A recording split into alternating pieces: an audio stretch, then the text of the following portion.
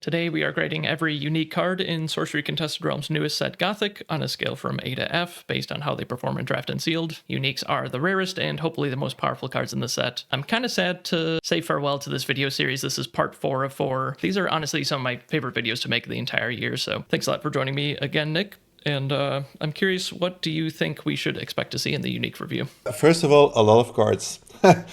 Gothic has by far the most uniques, so it makes it a unique set. That doesn't make it easier. There have been some discussion about the set being so big, and I didn't realize it until we were doing this series that actually the ordinaries, the exceptional, the elites, they're more or less the same. It's really like, hey, you have just a full bag of a lot of interesting uniques, and we will go through them. I must say, differently than the other sets, like the elites, I will have a lot of A's for you to share this time, because of course the uniques, those are the special cards. Some are real bombs. We love bombs. They make the game amazing. Some are really also meant for construction or for the collection. So we, as you said, Mitch, we are focused really on limited.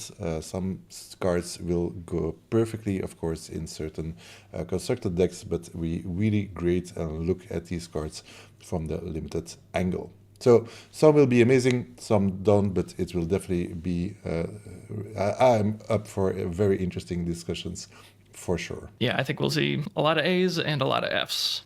Exactly. And it should be pretty obvious what goes where, but yeah, I'm sure we'll disagree on some cards. It's been really fun, the cards that we've been disagreeing on. Yeah, maybe someday we'll do like an updated thing where we talk about what cards we got wrong, and maybe we'll revisit some debates. I feel like there's some cards that won't really change either of our opinions, and we'll stick to our guns. Yeah, excited to get to more content with you, because yeah, I don't want it to just end here. Like, I want to do like format overview and really dig into some of the archetypes and stuff, because there's just so much going on in Gothic. It's such an incredible limited experience. Before we get started, I just want to say please subscribe and comment. It's a great way to show the algorithm that you enjoy these videos, and I really appreciate it personally. Getting to engage with the community and hear people's thoughts is interesting and amazing, and I appreciate it very much. And then we're just going to go over the grading scale really quick. So A's, like we said, there's probably going to be a bunch of A's in this review. Those are just the best cards in the set, probably like the top 20% or even less, maybe 15% of all cards get into the A category. So those are cards that like enter and have like a huge effect on the board, or if they survive for a turn or two, your opponent just loses the game, or like they just have to answer it like pretty quickly, otherwise they just lose. B's are very powerful cards still. You hope to get them in the first few picks. And yeah, they're probably like some of the best cards in your deck are usually in like the high B's. And then C's are kind of replaceable cards, but like C pluses won't usually get cut from a deck. C minuses usually will get cut from a deck. D's are cards that you basically never want to play, but if you do end up playing them, you can probably get a 1-for-1 with them or get some value out of them. And then F's are cards that are just completely unplayable and you should just never put in your deck, but maybe they get like a build around grade. So build around is the other thing that we might assign to a card. If there's an avatar that synergizes with a specific card, then we'll give a build around grade. Like for Necromancer, cards that care about skeletons and stuff, obviously we'll give a build around grade for that kind of thing. We're going to start with the avatars. The first one up is Duplicator. This is 20 life, 1 power. And it says your spellbook and atlas can only contain matching pairs of uniques, and you start with only 2 spells and 2 sites in hand, and it has tap to play or draw a site. You literally just can't play this in limited. Your deck has to be 100% uniques, and you just can't do that, so this is going to be an F. Next one is the Imposter. It is tap, play, draw a site, of course, and then for 3 mana, you can banish an avatar from your collection to mask yourself. Gain their abilities until damaged or until you put on a new mask. So the idea of the card is super cool, but yeah, having multiple avatars or drafting them or sealed and then switching them, that is just never going to happen. And I mean, which avatars would you switch into? Just play with the best one. So also a complete F, that will never happen. Yeah, I'm thinking about doing a house rule for this one. Like we made a house rule for Pathfinder because you can't really play Pathfinder in limited. So I'm thinking about like, I'm including this in my cube right now, and I'm just going to have like a stack of avatars, and you can just choose any 10 different avatars to have in your collection. And then for Gothic, I talked with our draft group, and they said like, I think having like Pathfinders and Sorcerers and stuff would just be too busted. So maybe you can just have like one of every Gothic avatar in your collection. So we might try that out for a bit, but other than that, yeah, it's just gonna be enough. Sounds fun. Yeah. Okay, next is Magician. This is 20 life, 1 power. You have no atlas, but your spellbook may contain sites, and you start with 7 cards, and it has tap to play a site. So you don't have an atlas. You put all your sites in your spellbook. So you have a 24 card spellbook still, which means that like the benefit of this is that you can maybe like cut your 10 worst spells out of your deck, and then you can have 10 sites in your spellbook.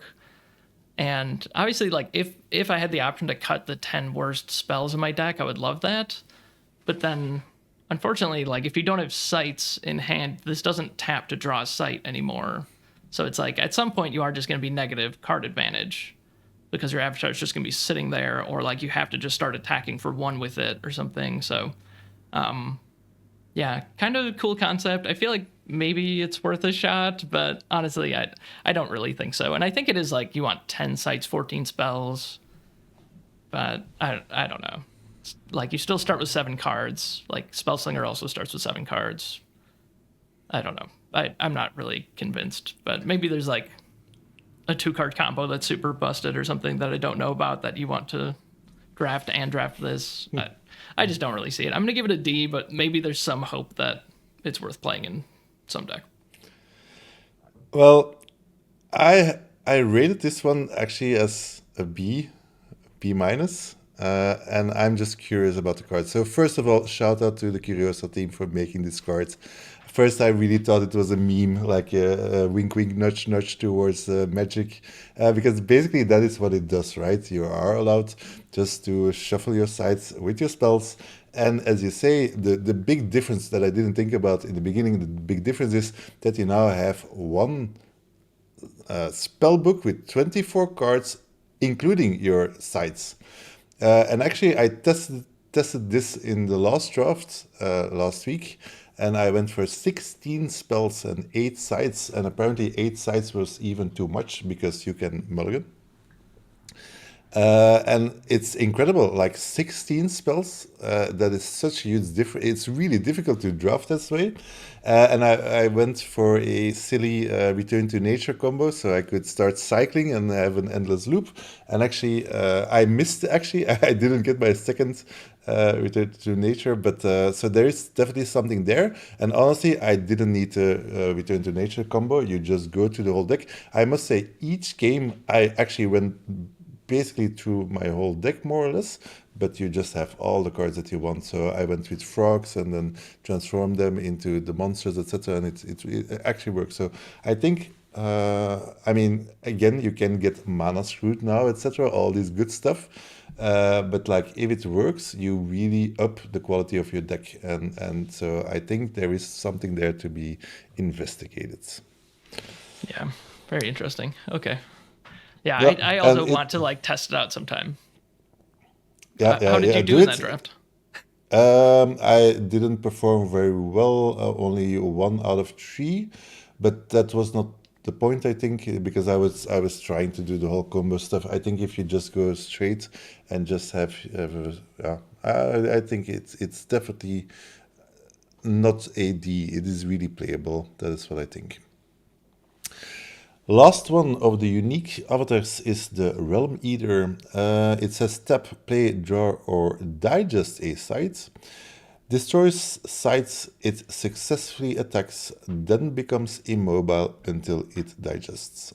So a very interesting card for constructed, I would say, because yes, it's immobile, but you have so many blink effects that it can actually blink around and still eat. So some people think it has to stop eating, it has to digest first. That's not what it says. If you can teleport, you can just keep on eating their sites. Of course, in limited, that is completely never ever going to happen. So I gave it, it's probably a D then I guess. Because I was thinking, like, is there a chance, like, if you have like a curve, need 4 or 5 mana, and then you start walking there and start eating sites? Is that a thing? But I think honestly, you're giving up a card and it's too slow. I don't think that there is a real impact. Perhaps in some cases, I guess I will want to try it out, but I don't think I don't get my hopes up. Yeah, it's so funny. I thought so much about just like the combo part of this where you never have to digest the site. I didn't even really think about the fact that you can actually just digest the site and then keep attacking. Um, Yeah, I guess it might be okay. Yeah, I guess I'll give it a D. I'll believe it when I see it, basically. Okay, and then we're gonna move on to Earth. So the first one up is Goat for Azazel. We're going cheapest to most expensive, so that's where we're doing it. Goat for Azazel is 1 mana, 1 Earth threshold for a 0 power unique beast, and it takes damage for other allies. So I think I could only ever see playing this in Savior, where you can play it for 2 mana, and it's a 0 power minion with a ward, so then they have to deal damage to this multiple times.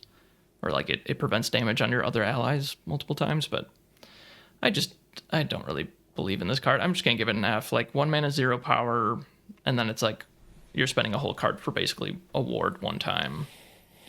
I just don't really see it.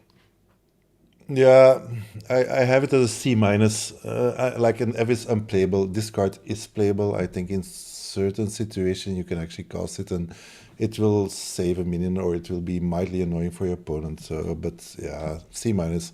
I actually got it already 2 times in draft and never play with it. It's too dangerous. Next card is Peace Offering. 1 mana for a 0-part minion, a unique beast with Airborne. It reads, whenever this enters another player's site, you may give them the peace offering. If you do, their units cannot attack you on their next turn. So the funny thing is, like, this thing, you can move into their site. They cannot attack for a turn, but they can then get the peace offering, and then they can do the same thing for you. So this guy, like, you probably cannot cast it directly on their side, so you have to wait a turn until this does something. You're giving up a full card of it. It has 0 power, so it can get killed with any number of things, from deserts to murder for crows, whatever. So yeah, this is an extremely weak card. I would never ever play with it, and I give it a solid F. Yeah, I give it an F as well. Like the weird thing that you might not realize the first time you read it is they actually gain control of the peace offering. It's not just like flavor that you give them the peace offering. It's like literally they get the peace offering and then they just do the same thing back to you. So yeah, not really a playable card. Next card is Mover of Mountains. This is 2 mana, 2 Earth threshold for a 2 power unique mortal. It has Spellcaster, and once on your turn, you may swap 2 nearby empty sites. So movement is cool, like positioning matters a lot, but positioning empty sites doesn't really matter that much. So, like, you can't move minions with this, it just moves empty sites. So, I think it's kind of bad. Like, you could move their site into your territory so that you can attack them, but then you're also, like, moving your site onto their territory so they can attack it. I guess if you have, like, a defensive site or something, you could throw on their side. But yeah, I don't really see it. I guess in some crazy situation, maybe it's okay, but I'm going to give it like a C, which is like a 2 mana, 2 power minion with slight upside. Yeah, but you have so many good, better, and this also has 2 thresholds. So honestly, I just give it a C minus. I don't think this is really playable. Next one, Saint of Redemption, also 2 mana, also 2 Earth threshold for 2 power. It has a ward. No minion is evil, but all enter the realm tapped. So this one is better because it has wards. But there is an ordinary that is the same thing, more easily to cast, which I think is just better. So no minions are evil, so unless your deck is full of evil and you don't want them to be evil for some reason, then this might make something. But then, of course, the most important thing is everything, all, enter the realm tapped. But that also is for you. So yeah, I don't see much upside here. So perhaps you can tell me. So I also have it as a C because this at least has wards. But honestly, I would always go for the ordinary above this one. Yeah, I'm giving it a C plus, which is I think what I gave Holy Warrior, which is 2 mana, 2 power with a ward, but that has 1 threshold. And it's kind of unfortunate. Like, this is a non-bow with a bunch of Earth cards, like Bind Evil, Bitten, like Holy Water is an Earth, but Intrepid Hero, Smite, like these are all cards that hate on your opponent's Earth's evil stuff. So if they're not evil anymore, that's not very good. But I get the one cool thing you can do is you can ward evil minions now. But then, like, if they kill this, then those things just lose the ward anyway. But maybe it's playable in Savior. Like, that is some amount of upside. So, I don't know. It's a C+. It's just fine. Next is Sister Stefania. This is 2 mana, 1 Earth Threshold for a 2-power ward. Unique mortal with ward. Other nearby minions are silenced. So, I guess, again, it kind of is a non-bow with a bunch of Earth stuff because, like, silence breaks your own wards. But there are some cool combos I guess you can do with it, like Profane Revenant, Revered Revenant are the 2 like 1 mana 3-power minions that have an ability that makes them 0 power, so they will just be 1 mana for 3 power. That's pretty cool. And then there's the things that have like the enter and deal damage to you, like Dreadwing and like Lesser Blood Demon. Bound Spirit also says that it's disabled, and now it isn't. It can just be a 4 mana 4-power beater. Skeletons can block, things like that. So it like is a really important ability. Like, it does turn off a bunch of negative abilities, and there's kind of a lot of negative abilities in the set, but also just be aware, like, it turns off your opponent's negative abilities too. So like now their skeletons can block and so forth. So I think it's a pretty cool card. I mean, 2 mana 2-power ward is good. And then I think like I'm assuming that you're going to get more benefit out of the silence than your opponent does. So I'll give it a B- with some hope that you're going to build around it and have some stuff with negative abilities that you can turn off. Yeah, I also have it as a B-. I think everything you said, I agree 100%. So I think you have the cards, you put it in your deck because you want to, so you have to gain your value somewhere. And in certain situations, I mean, your opponent casts a stealthed Frozen Horror, you cast this one, I don't know. So you know it, you have the power. If you don't need it, you just have a 2-part ward minion, which is fine. So I think also there is more upsides to it, and potentially it's really relevant. So that's why going to B-. Next one, Deliverance 3 mana for a 2 Earth Threshold magic. Banish all nearby evil. Yeah, good cards. For me, it's not in the A range, so I have it as a B+. It's easy removal, but it is nearby. So you have to have yourself or a spellcaster somewhere. So that's why for me it's not in the A range. Because potentially, of course, you can have a deck with not a lot of evil in it. And this could easily be a 2 or even a 3 for 1. So that makes it very powerful. Like Gothic is full of it. And then, of course, it's an A card, but it's not always guaranteed. And also the nearby makes it a little bit more difficult. So it's probably there, B+ to A- for me, but I still have it as a B+, and I will always play it. Yeah, I give it an A-. I really want to be Persecutor with this card because you can just like step right into their area and then cast this and banish everything. But yeah, I mean, even if this just banishes 1 minion, like, it's still very efficient and good removal. So pretty fantastic. Next is Varistus the Evictor. This is 3 mana, 2 Earth Threshold for a 2-power unique mortal. It has Voidwalk, and whenever it enters a void location, he kills all enemies there. So this really bothers me that this isn't just a 3-power minion. Like, why did they handicap this and make it 3 mana for 2 power? Like, come on. Like, this isn't going to trigger that often and actually kill something. So, like, I wish that this was just playable on its own. Like, 3 mana, 3 power, okay, fine. And then it has this random upside of killing things. But, like, that just happens so infrequently that I'm really not that big of a fan of this card. Like, I'm just going to give it a C, I think. Like, there is some upside, but it's really not that often that you're going to be able to kill something with this. Yeah, that's the thing. It's probably a D even. I don't think I will put this in my deck because it's just not strong enough. And so if you put it in your deck, that means that actually then you want or even need to kill something in the void, and that is just not happening. So I just have it as a D. I don't think I'll play this. Next one is the Apostles of Tamariel. 4 mana for 3 power, double Earth Threshold, a mortal. It's not an airborne. It has a Genesis ability, search your top 7 spells for an angel, summon it, then shuffle. If the Apostles leaves the realm, then banish the angel. So also first I thought this was a meme, and then I was like, okay, this is just a 4 mana for 3 power airborne, and I was like, oh, it's not even an airborne. What a bad minion is this?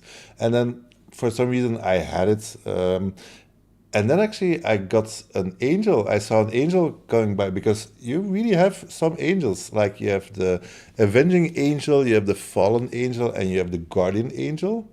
And I mean, if this thing triggers and can put an angel on the board, it is really busted. And that is actually, I was able to get one angel, and it happens once, and basically it wins you the game. 4 mana for 2 3-part minion, one airborne and the other one not. Wow, that is really, really insane. And the thing is, like, what are the chances? Well, you are looking at 7 cards.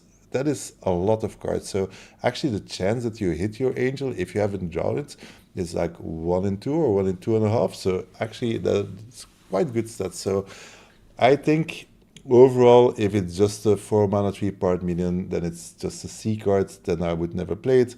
But if you have an angel or even 2 angels, if it's 2 angels, then it's an A to A plus card. If you have 1 angel, I would go for A minus. You will not have it a lot, but if it happens, you are so far ahead.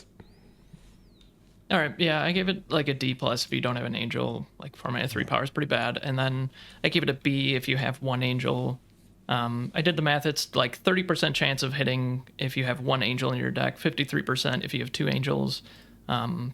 And yeah, there's only 4 elites, 4 uniques that are angels, but yeah, there's like 3 exceptional angels that you will be able to draft. So yeah, it seems pretty good. It's a nice little build round that we get at unique. But yeah, obviously, like you don't just get the angel forever. It does go away if this thing dies.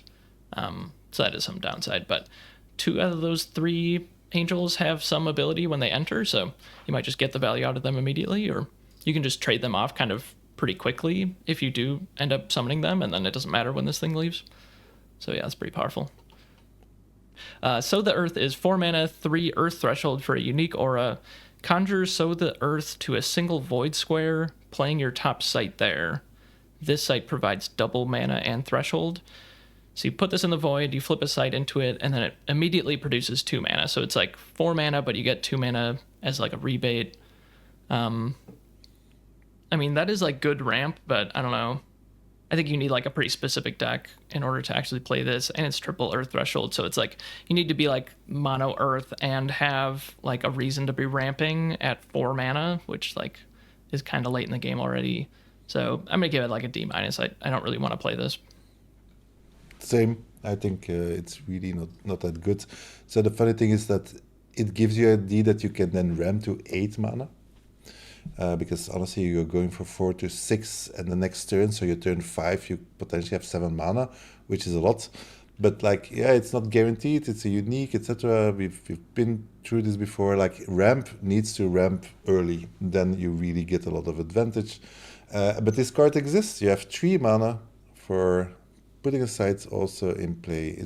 I know it's different, but anyway. So yeah, not playable with 3 Earth threshold. Way too difficult. Next one, Archangel Michael, 5 mana for a 4 powered unique angel with 4 Earth thresholds. It has airborne and wards. It's a series. All elements have these guys, and they have a different Genesis ability. So Michael takes a step, then strikes all enemies at his location. This card was revealed a long time ago, and we all were like, what is this card? This is insane. And so this is probably one of the easiest A pluses that I can give. I mean, come on. 5 mana, 4-part airborne. That is already quite good. I mean, I will always play 5 mana, 4-part airborne. Then it gets wards. Sure, that makes it already in the B plus A minus range. And then it takes a step and strikes all enemies. All enemies, also the avatar. It's like, wow. So this card is busted. I mean, even if you would not kill anything, it is still a 4-part airborne warded minion. So yeah, Archangel Michael, what a card. Yeah, I give it an A plus as well. I really want to draft this. It seems super busted. So unfair. Yeah, so unfair. Okay, Returned King is next. This is 6 mana, 2 Earth Threshold for a 3 power unique undead. Other undead have +1 power, and you control all undead. So this is King of the Realm, but for undead, and it's 1 mana cheaper.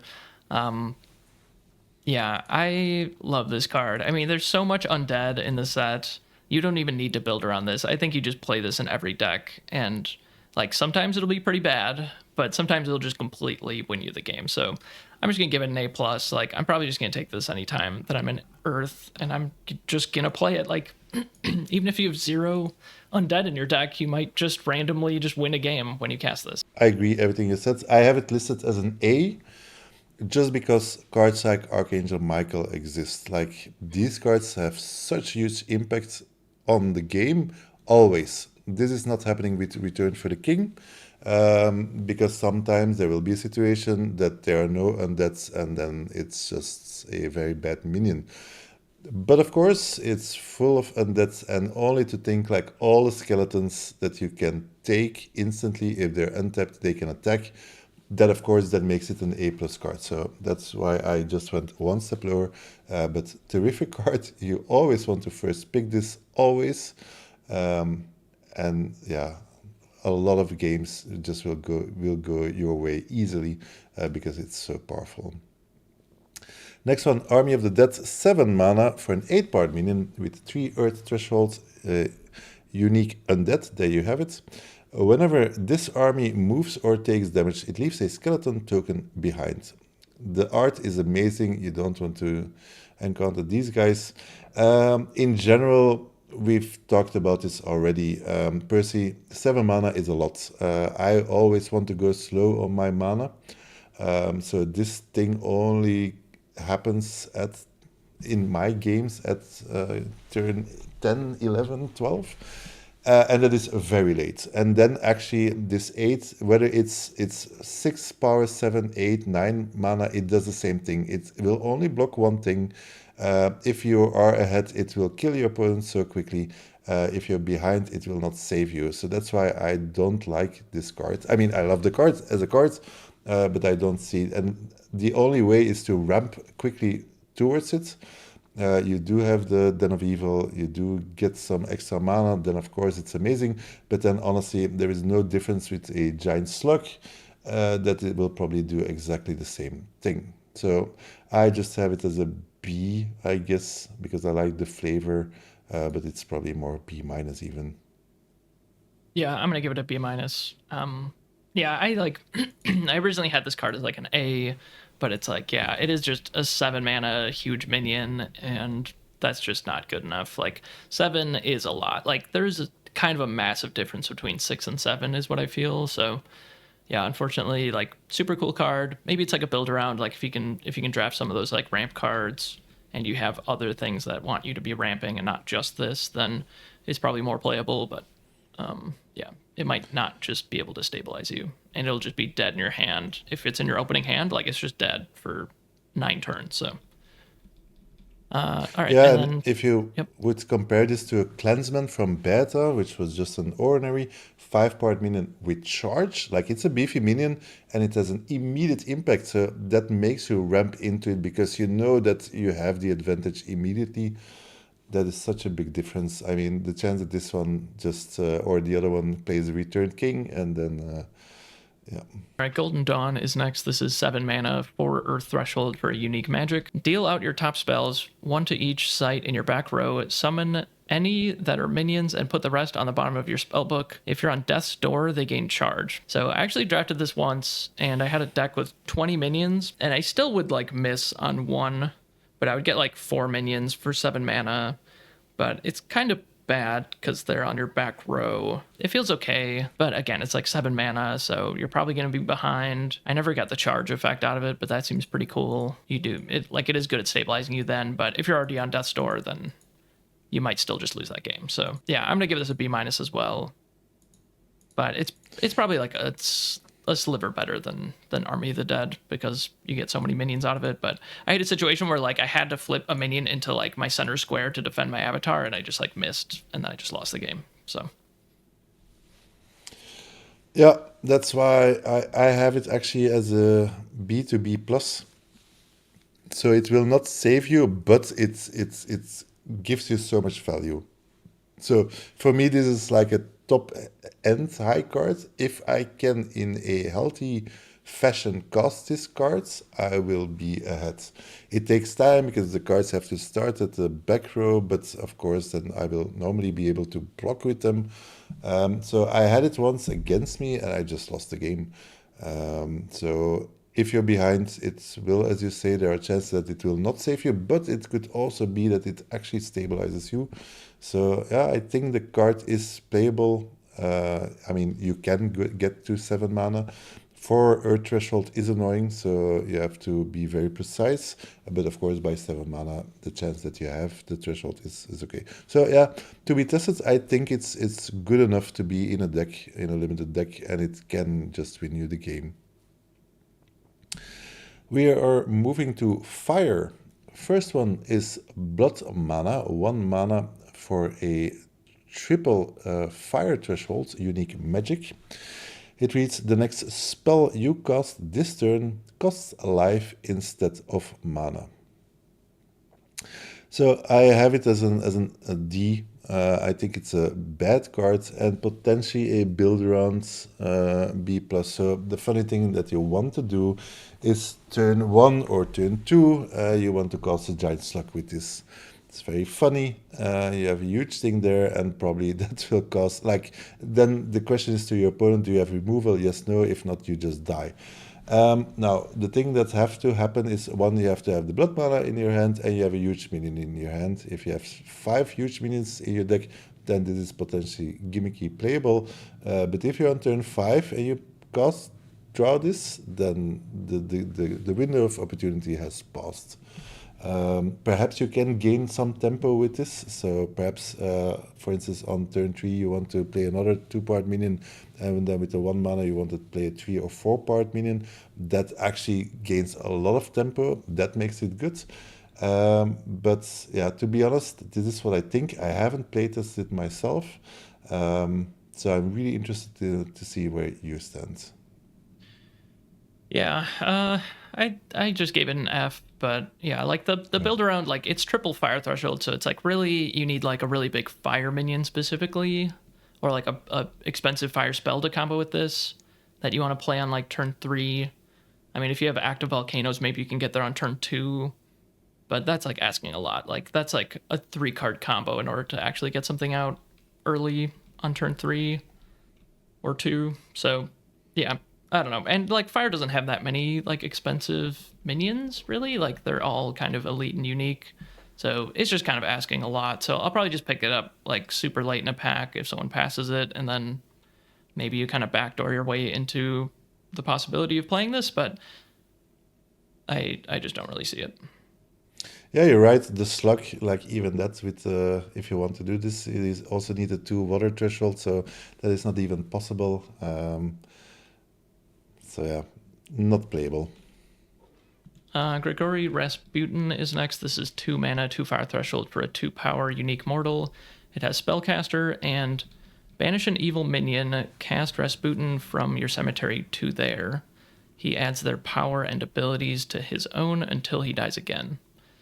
So, yeah, it kind of just like upgrades an evil minion for 2 mana if it's in your cemetery, right? So that's pretty cool. I guess it doesn't gain. Oh, it does gain the abilities and its power. Yeah. So yeah, that seems pretty sweet. I mean, yeah, I'm gonna give it an A plus honestly, because like there's like just no downside to this card. Like it's just 2 mana 2 power spellcaster. That's good. And then obviously you're just gonna have some evil in your deck, like you're in fire, and you're just gonna be able to pay 2 mana kind of randomly. Like you remember how annoying Trinket is to play around? Like all of your minions basically have +1 power. Like now they have to play around all of your evil minions getting +2 power randomly. So yeah, this seems crazy, crazy good. Like a Trinket, but for 2 power. Seems nice. Yeah, as you say, it is really all your evil gets +2 power. That is insane. It's no costs. It's just you have to banish your evil. So that's the only thing. I have it as an A. Same thing with the archangels. The impact is there immediately. This one goes a little bit slow. You cast it perhaps on turn two. It has to die, which is not difficult, and then it's active. But yeah, the card is really scary. So the only thing is like this is like it's also immortal, so you cannot. It's not easy to banish it. So perhaps you're even right that it should be an A plus. Very very scary cards. Next one, Blaze of Glory, 3 mana for a double fire threshold unique magic.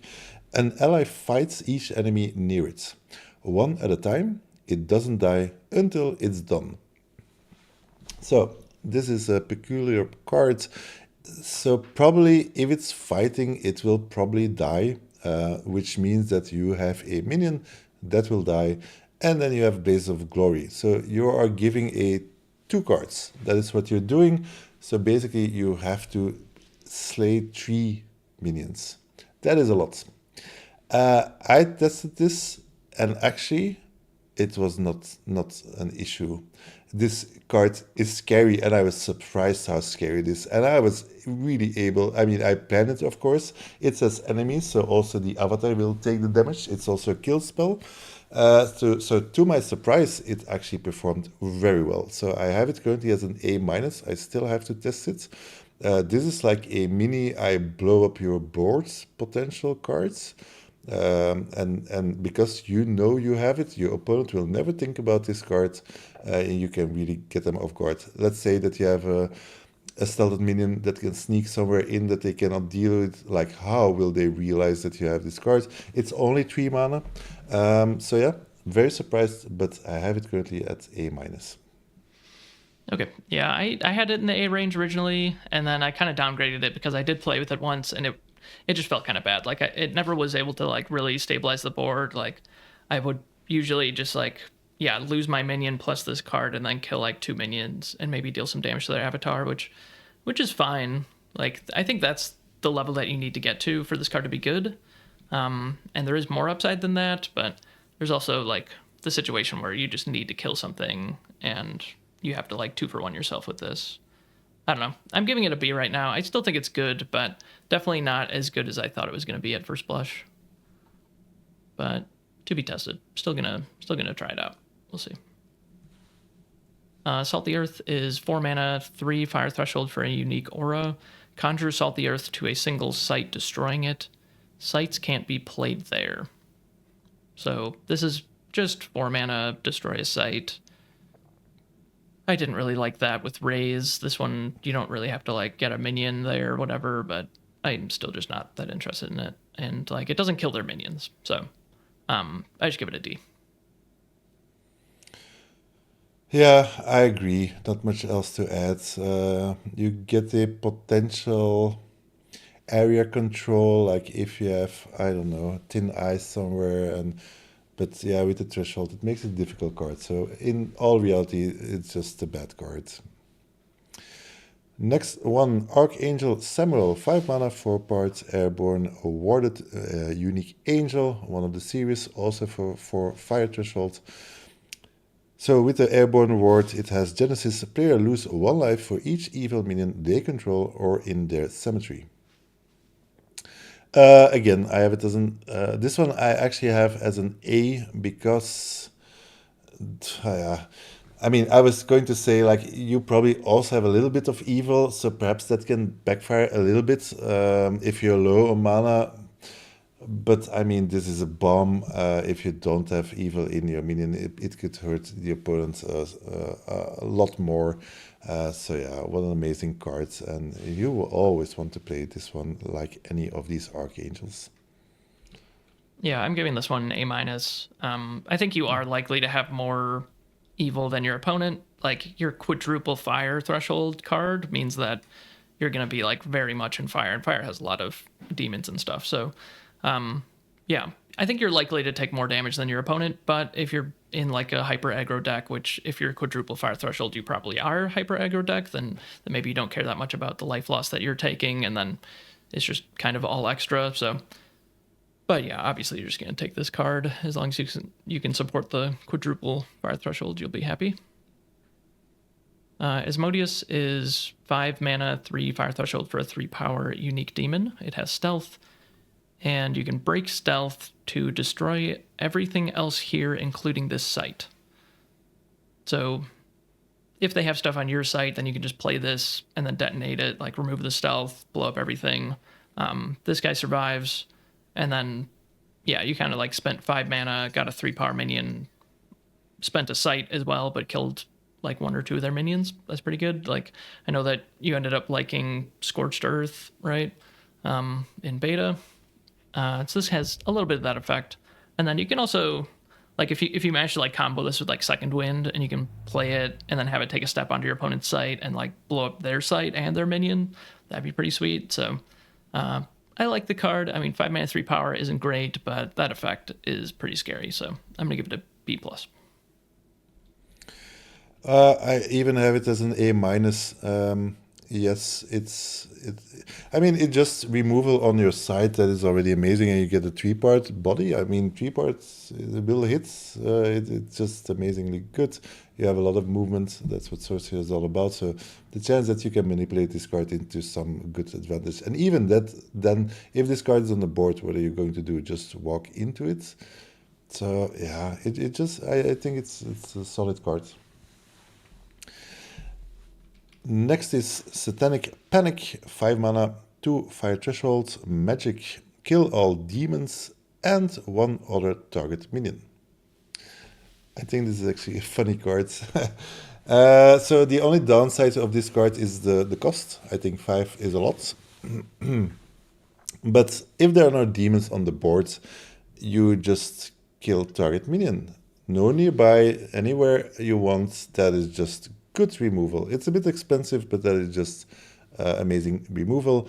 And then if there are demons, like, you will not kill your demons. So if there is another demon on the board on his side, wow, then you hit the jackpot. So for all of this together, I give it an A minus. This potentially is an easy 2-for-1, or it is a just solid removal. All right, yeah, I downgraded this to B minus, but only because like it's a little bit awkward. That's in fire, and fire has a lot of demons, so it might just make your plays just a little bit awkward. And I don't know. I guess if you get this early, you can try to draft fire without too many demons, but like some of the best cards are demons, so yeah. Yeah, but even I can play my demons. Like, I know if I have the Satanic Pen, I mean, it's not that difficult to trade in Sorcery. Like, if I have my demons, then I will not play it, but then I will find them. I mean, the game normally goes long enough. So okay, but you're at B minus. That is a difference. Yeah, I just think it's a lot of the time it's just gonna be 5 mana berry, and that's like good but not amazing. Anyway, next card is the Inquisition. This is 5 mana, 2 fire threshold for a 3 power unique mortal. When an opponent can see this card in your hand or spellbook, you may summon it. Genesis, target opponent reveals their hand, you may banish a card from it. So I guess ignoring that first part, it's 5 mana, 3 power, and you get to look at their hand and banish a card. That's pretty awesome. Like, I'm pretty into that already. I mean, yeah, the dream of being able to summon this for 0 mana, like, that would be pretty sweet. Like, and there are cards that like can actually trigger this. So it's like Searing Truth, Acquisition. If they try to acquisition you, if they try to the Inquisition target you, and then you reveal Inquisition, that'd be pretty sweet. But yeah, there's like a few cards, but and they're in fire, so that would be really cool. Like, Searing Truth into the Inquisition is a dream that I would love to accomplish at some point. But just on its face, 5 mana, 3 power, get their best card out of their hand is really sweet. So I give that a B+. Oh, okay, a B+.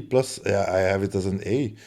Like, not only do you see your whole hand, you take the best cards and you know their whole hand. So yeah, I think it's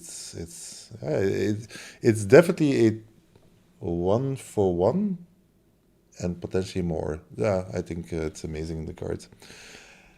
Next one, Balor of the Evil Eye, 6 mana for 6 part minion. That is amazing. 2 fire thresholds, a giant.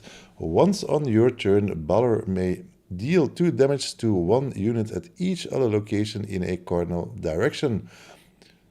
Also known as Heat Ray. This guy just shoots Heat Ray every turn, more or less, I think. 2 damage to 1 unit at each other location in a cardinal direction. This card is just absurd. This is like your finisher if you want to. This you can deal damage with minions, put this on the board, and basically blow up everything. It happens every turn. The guy moves around, and oh, by the way, it hits for 6. Yeah, this is also one of the easiest A pluses that I've seen. Every time I encounter this card, I just lose the game. It is so powerful. Yeah, I gave this A plus. My last draft, I drafted one of these. That was really nice. And yeah, it's funny that we're recording today because they just dropped the update for the FAQs, and they included in that the explanation of this card that it can actually hit things in other regions. So if something is in the void in a cardinal direction, it still hits things in the void. It also hits things underneath sites. So if there's something on top of a site and something below that same site, those are 2 different locations. So it can actually hit both of those minions. That doesn't come up all that often, but it is all upside for this card. So yeah, really cool. Yeah, there's just no downside. Absolutely, this is one of the best cards in the set. Okay, next is Bodek Boogeyman. This is 6 mana, 2 fire threshold for a 4 power unique monster. It can pick up adjacent weaker enemy minions, and they're disabled while carried.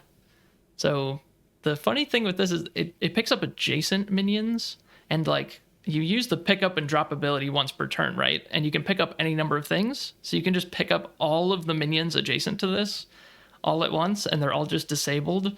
So that's crazy. It's like a little mini board wipe attached to a 4 power minion. Like that is so wild. And like most minions are weaker than this. So yeah, it can just completely mess up your opponent. Yeah, I think I'm just gonna give this an A plus. Like it's never bad. You're always gonna be able to nab something with this. If you're behind, like it can completely stabilize you. And yeah, again, like it's carrying the things, so like your other minions or itself can attack and kill those minions just in case that this thing dies. Pretty nasty. Yeah, everything what you said, I have this an A. Like if I compare it to Balor or the Archangels, but as you say, what I mean, incredible ability. It's only 4 power, so that's why for me it's a little bit lower, but the effect is incredible, and it can steal you the game easily if not contested. Next cards, Locusts of Illyria, 6 mana for a 2-part unique demon or demons, 3 triple fire threshold. It has airborne. It reads at the end of your turn, if no new locusts have been summoned this turn, summon a tapped copy of this nearby. So there is an FAQ with this card. So when you cast this, you will actually get that copy or summon a new one at the end of your turn. So that makes it a 6 mana and you get 2-part airborne minions. So very confusing cards. So it is expensive. It has 3 fire thresholds, so that doesn't make it easy to cast. It doesn't have ward, etc. Because you have like the exceptional, the zeppelins, the balloons. They are 4-part wards, easier to cast. But of course, this one provides with a lot of value. If it survives, and then it will keep on generating those locusts. And if you stop killing them, they will start to get out of hand and they will actually take over. So I really like the concept of this card. It really does, and it feels like a plague that if you're not able to stop, they will just kill you. So to be fair, I haven't tested this card yet. So very simply, if you are in control slower, this will get you the win. The chances that they are able to kill both of your locusts in one turn, they probably also have 6-ish mana, but overall we are at turn 8. We have been going back and forth with removal probably, so there's a good chance that killing both of them is not possible. If that is the case, then I mean, in worst case, you double block for 4 part power and you just trade. In best case, one survives and then it keeps happening, and then you are in strong. So I'm on the fence. I think it's a little bit too expensive for what it is, because in the meantime you can die left and right. So I have it as a B plus, but it could be higher. So very interested in your feedback. Yeah, I'm gonna give it an A minus. But yeah, I think you do need to build toward it. Like you do need to build your deck with this in mind and play with this in mind. It is kind of bad that like the copy enters tapped, so you can't really like double block the turn that this comes out. True.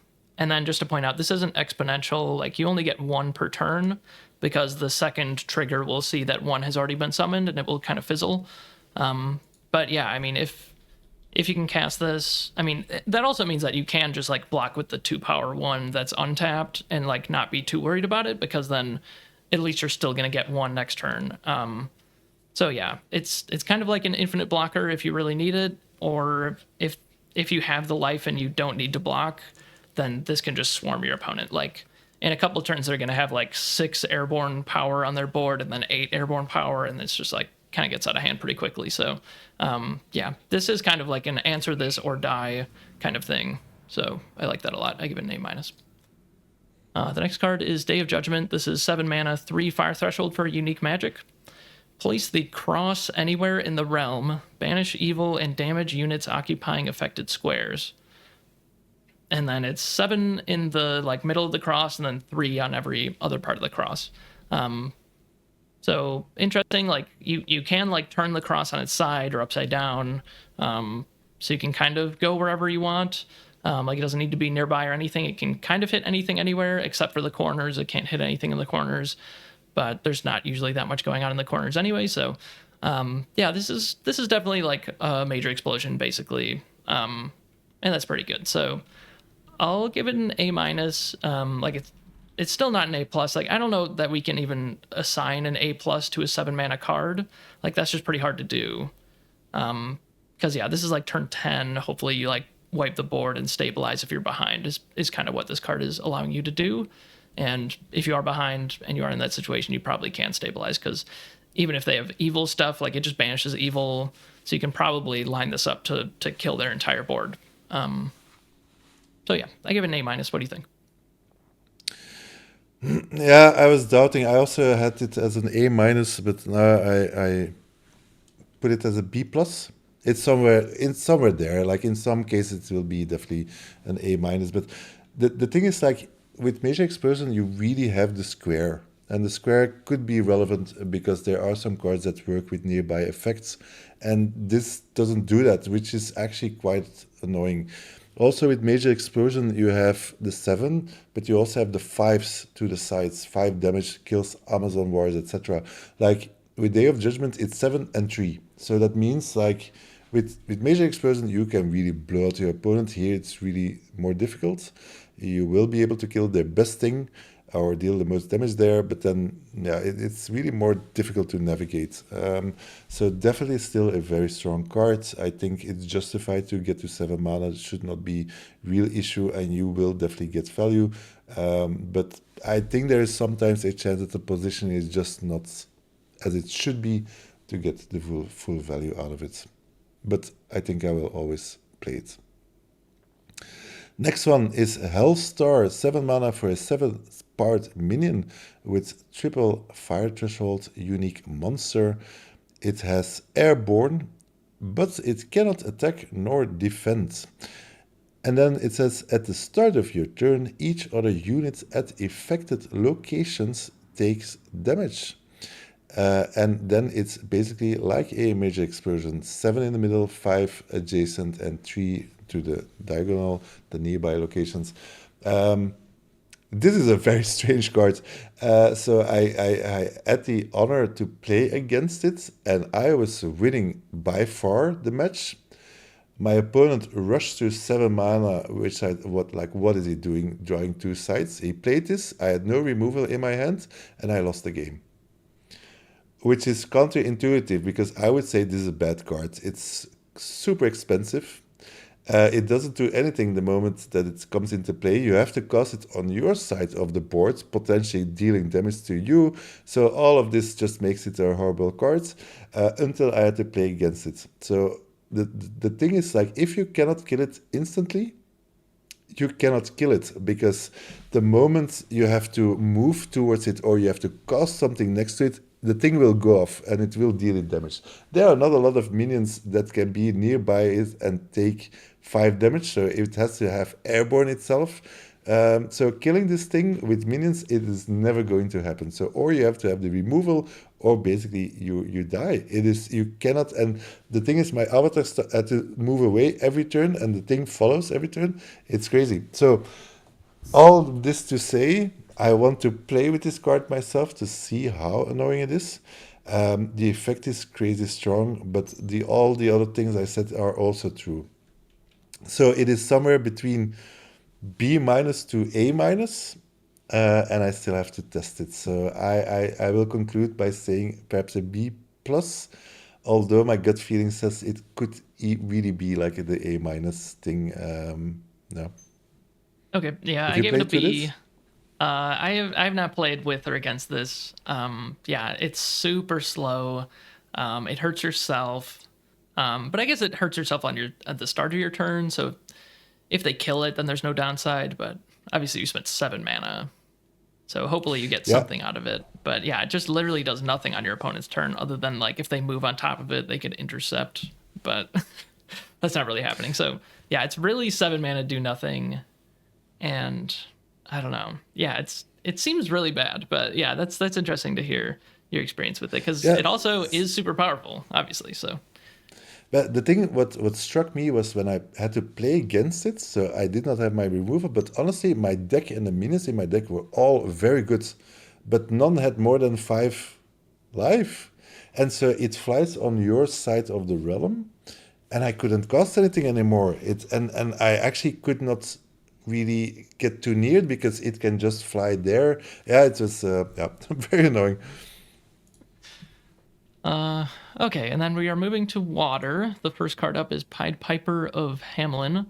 This is 2 mana, 2 water threshold for a 2 power unique mortal.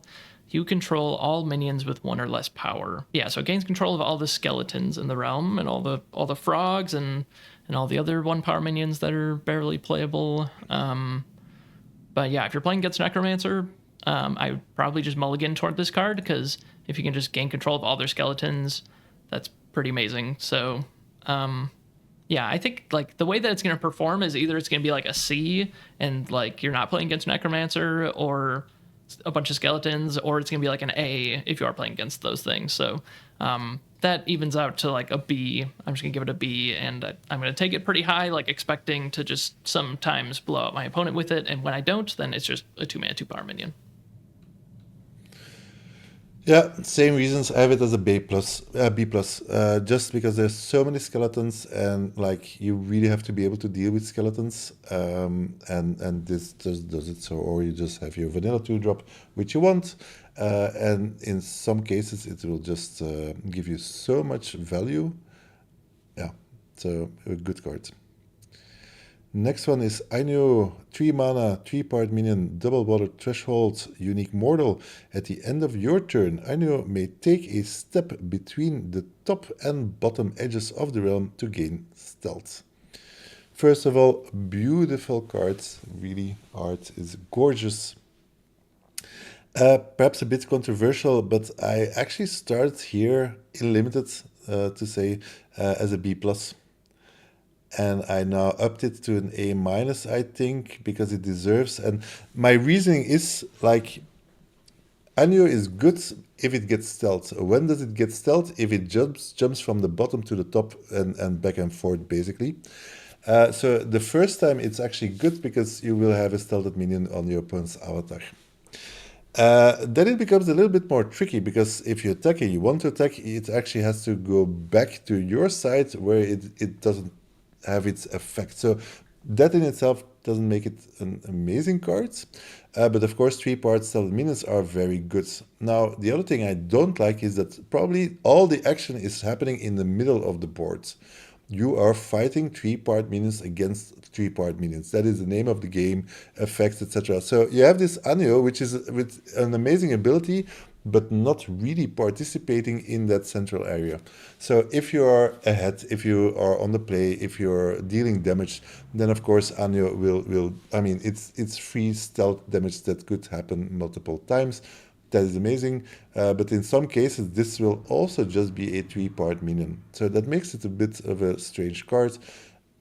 I still ended up giving it an A minus because if you're ahead, it will deal. It's so annoying to deal with, and there are cards that are handy with stealth. So yeah, I landed at A minus. In some situations, it will be higher. In some situations, it will be a bit lower. Yeah, I also gave it an A minus. Yeah. So basically, you can attack for free every other turn. So this is deal 3 damage every other turn. That's pretty good. Like that's quite a clock, and it's like super hard to deal with. So I guess you want to kind of build a deck that wants to go into the late game. Like you want to just play pretty defensive, and this will deal like all of the damage you need it to deal. So yeah, pretty good card. I mean, there's no downside to it. If you want to just play it in the middle of the board, you can, but you really do want to play it in the back row and just get those free attacks in. All right, the next one's interesting. This is Kiss of Judas. This is 3 mana, 2 water threshold for a unique magic. This turn, attacks against target avatar can't be defended, and you draw a card whenever they are attacked. So I think this is like kind of a build around card. I don't know, like it's like a win more, right? It's like the definition of a win more. Like if you're nearby their avatar and able to attack, like you're probably already winning. So I think maybe like Necromancer, swarm them with skeletons. Often you can have skeletons on their side of the board, and that doesn't necessarily mean that you're winning. It's just like you just have a bunch of minions. So yeah, but I think this can fill that role of like you can have one card in your deck that's just there to like draw cards, or like it doesn't really affect the board, or like a piece of equipment or something. So I give this a C plus for now. I'm a little bit dubious about it. I think it might just be bad, but I'm willing to try it out.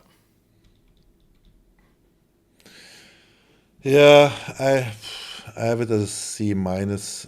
I don't see it. Like if this cards works, you're already up in their face, etc. So you probably don't need it. It's difficult to cast. It's not a quick card.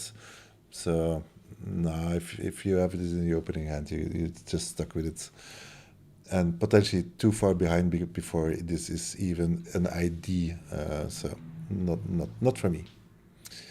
Next one is Sting in the Eyes, and this is one I love to discuss. It's 3 mana for a 6-part minion with double water threshold, unique monster.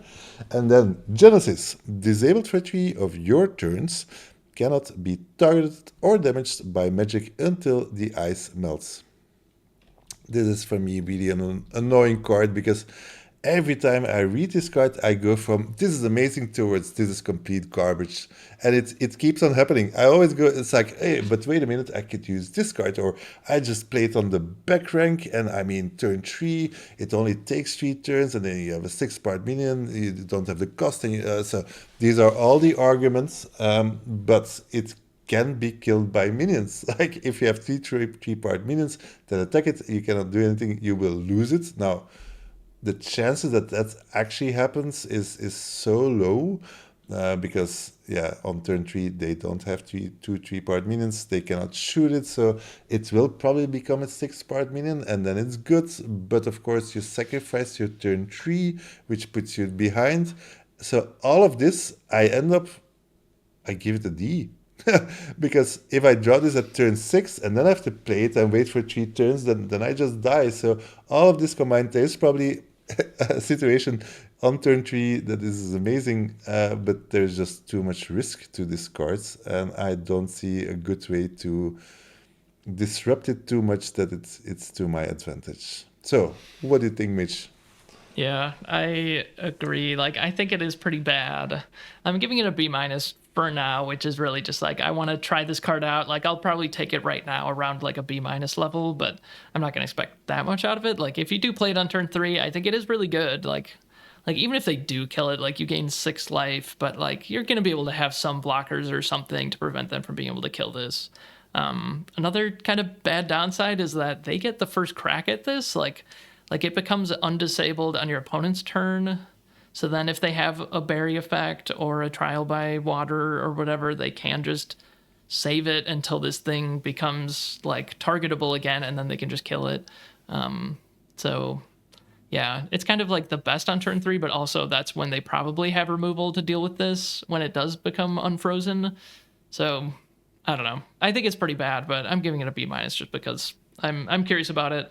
Obviously, there's the combos with it too. So like Silent Hills is the site that disables minions. So if you play Silent Hills and then play this, then it turns off the Genesis ability and it's just a 6-power minion for 3 mana.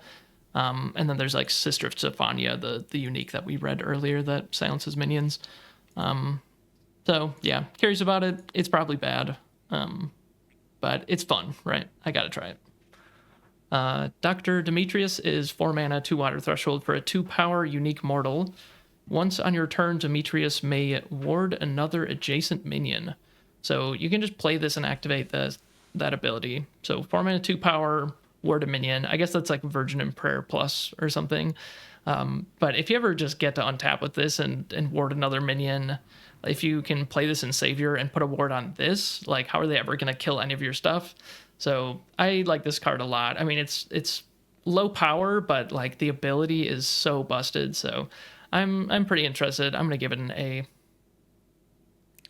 Yeah, completely agree. This card is insane. You will play this when you can ward something. You get the ability, and then if it survives, you will probably cast something else that can, at the very minimum, then also get that ward.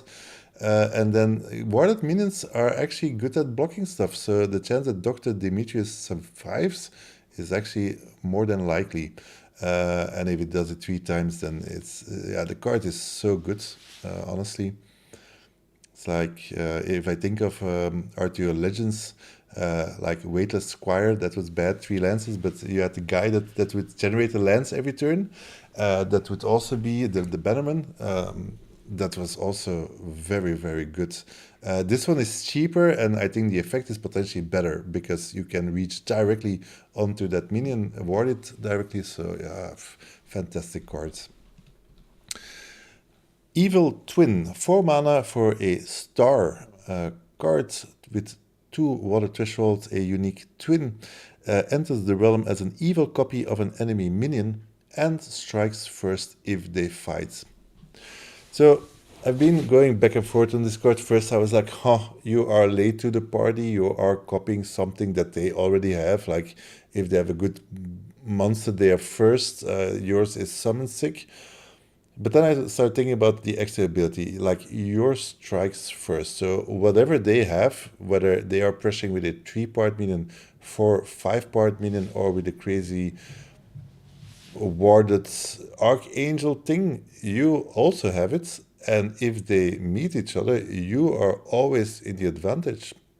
And so for only 4 mana, that actually makes it like at the very minimum, a very defensive card with a lot of upsides. And potentially you just take over their good thing. You have the advantage. So I actually have to test it, but I went up. So I now have it as an A minus.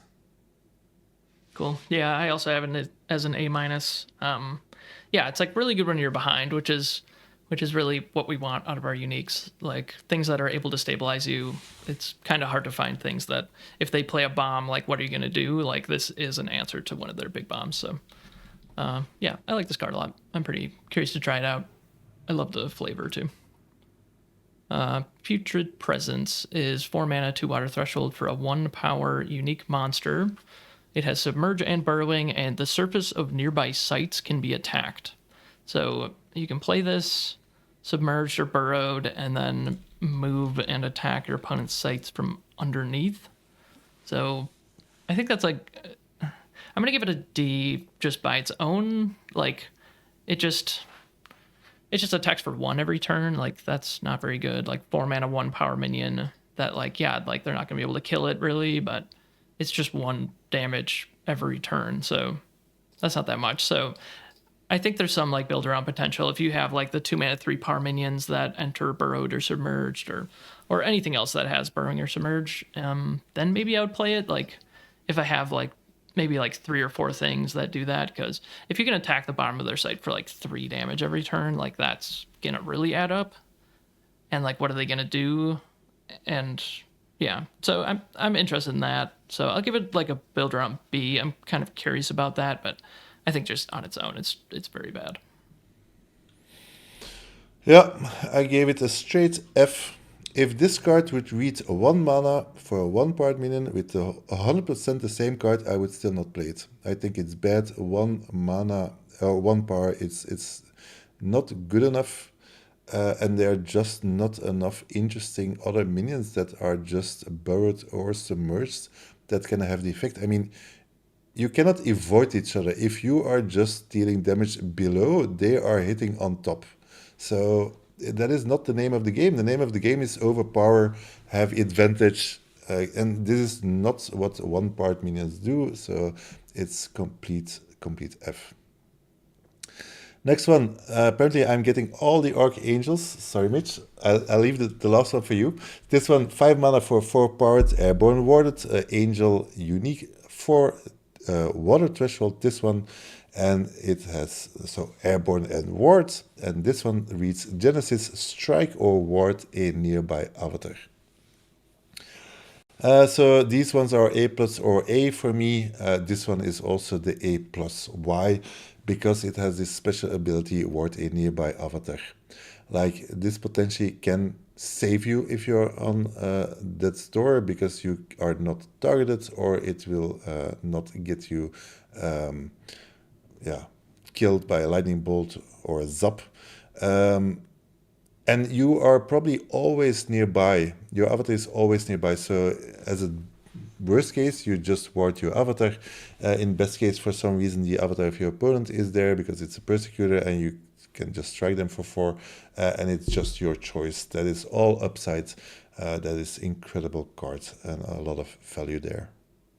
Yeah, I'm giving this one a yeah, super good. I mean, if you do ward your avatar, like they might just be able to break it before it actually matters. Sure.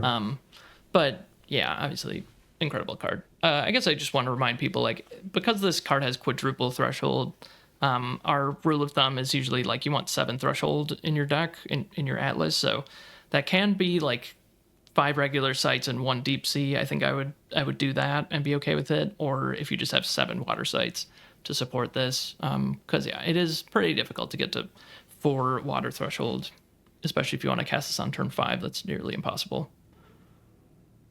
Okay, Howl from Beyond is next. This is 5 mana, 2 water threshold for a unique magic. Deal out your top spells, 1 to each void in the outer columns. Draw any minions with Voidwalk or monsters from among them and banish the rest. Okay, so I got another of the weird ones. So I did the math on this one. My note says if you have 10 or more targets, you have like an 80% chance of hitting 3 cards if you get to see 8 cards. So like the less void that's left, the less cards that you get to see. So I guess you want to build your realm like kind of with this in mind, like don't play anything in the outer columns. And then it's like 5 mana, probably draw 3 cards. And that is pretty good. But you do really need to build around it because you also need to have monsters and voidwalkers. So I don't know. I think this is just not really an easy card to make work. I gave it a C on average, and a build around B. If you can always draw like 3 cards, then it's pretty good. What do you think? Yeah, I have it as a D and a build around B. Also the monsters, because honestly, Voidwalk, I don't consider Voidwalk, so it's more for me the monsters. And all the monsters are so, or they huge, horrible hybrids is probably the easiest one, and the mutants, but so it's super slow. Actually, I had was somebody who played it against me, and they saw 7 cards and they drew 3 monsters, and I couldn't kill them fast enough. So because of that card, they outvalued me, and that is how this card should be played. That person opened this, took it very early in the game, so really drafted his deck towards it. And so that is, I think, the only build round where I would see this played. But yeah, you're spending 5 mana. It's a pure value card, and it might work. Next one, Lilith, 5 mana for 3-part minion with triple water threshold, a unique demon. It reads, at the end of your turn, reveal opponent's top spell. If it's a minion, summon it here. Otherwise, put it at the bottom of the deck. Yeah, this is A plus plus plus. Like, if there would be a grade higher than A, I would give it. This card is completely bonkers, completely insane. Because in limited, we always talk about make sure you have enough minions, play with a lot of minions. It's at the end of your turn, it will trigger immediately, and you just get free stuff. And free stuff, it happens every turn. This card is insane. Like, if you cannot kill Lilith right away, it will keep on happening. The chance that they will have the free minion is already there. Like, I've been in games behind, like real behind. I drew Lilith. It just won me the game instantly. Nothing to do anymore. It just went too fast because you just keep on casting your other stuff. This card is just so overpowered, and I like it. Yeah. Okay. Yeah. I gave it an A. I didn't give it an A plus, but only because like sometimes it will just be like I play this and then I whiff and then they just kill it. But I guess like most of the time it is going to get a minion and you probably just win the game. So I don't know. Obviously, I'm always going to take it when I see it, but I didn't quite give it an A plus just because it doesn't necessarily just win you the game like 100% of the time. Like it wins you the game, I guess 80% of the time. I guess that is an A plus, but I don't know. I don't know. Every time I've played this card, I'm just ashamed of myself. Like, this is how incredible it is. But yeah, I think then perhaps I was lucky because I don't think I whiffed the first time. I think I always had a minion and it just busted. I think the first time I used this, I got a free 6-part minion out of the deal. I was like, okay, sure, game over. Next card is Maiden Mother Crone. This is 5 mana, 3 water threshold for a 3-power unique minion. It actually doesn't have a minion type, this one. It has Genesis, heal 3. You can pay 3 mana to draw a spell, and it also has Deathrite. Opponent loses 3 life. So, yeah, if you don't ever use that activate ability, it is just 5 mana, 3-power minion. You heal 3, your opponent loses 3 when it dies. That I feel like is already quite a fantastic deal. And then if you're in a situation where the board is stalled out or something, this is probably one of the best cards you can ever draw. So just pay 3 mana to draw a spell like once or twice a turn.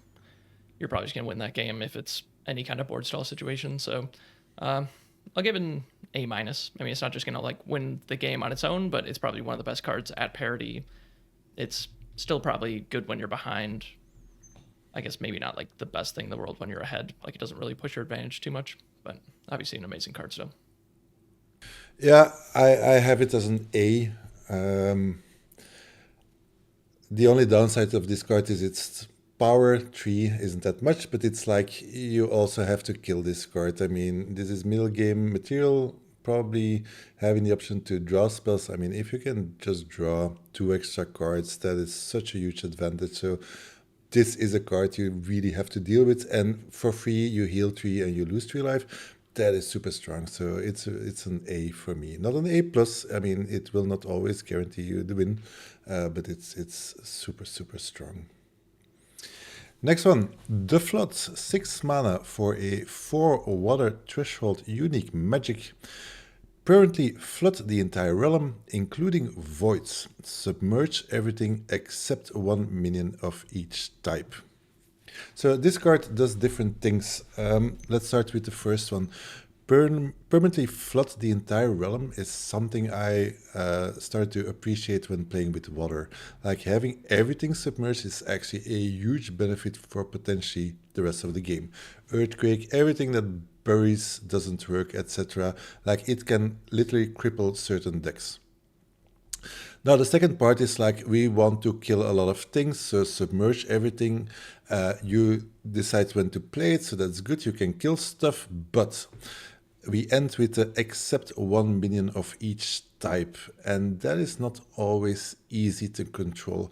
I think the flood, like the upside, is amazing. Like if I can control with what I have as a minion, and steer it in the direction that I want, I can potentially blow up everything and keep my minions.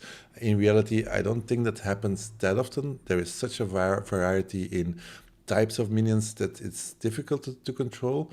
So I think the Flood is a very good card, but it is 4 threshold, so heavily water. It costs 6 mana, so it's not cheap.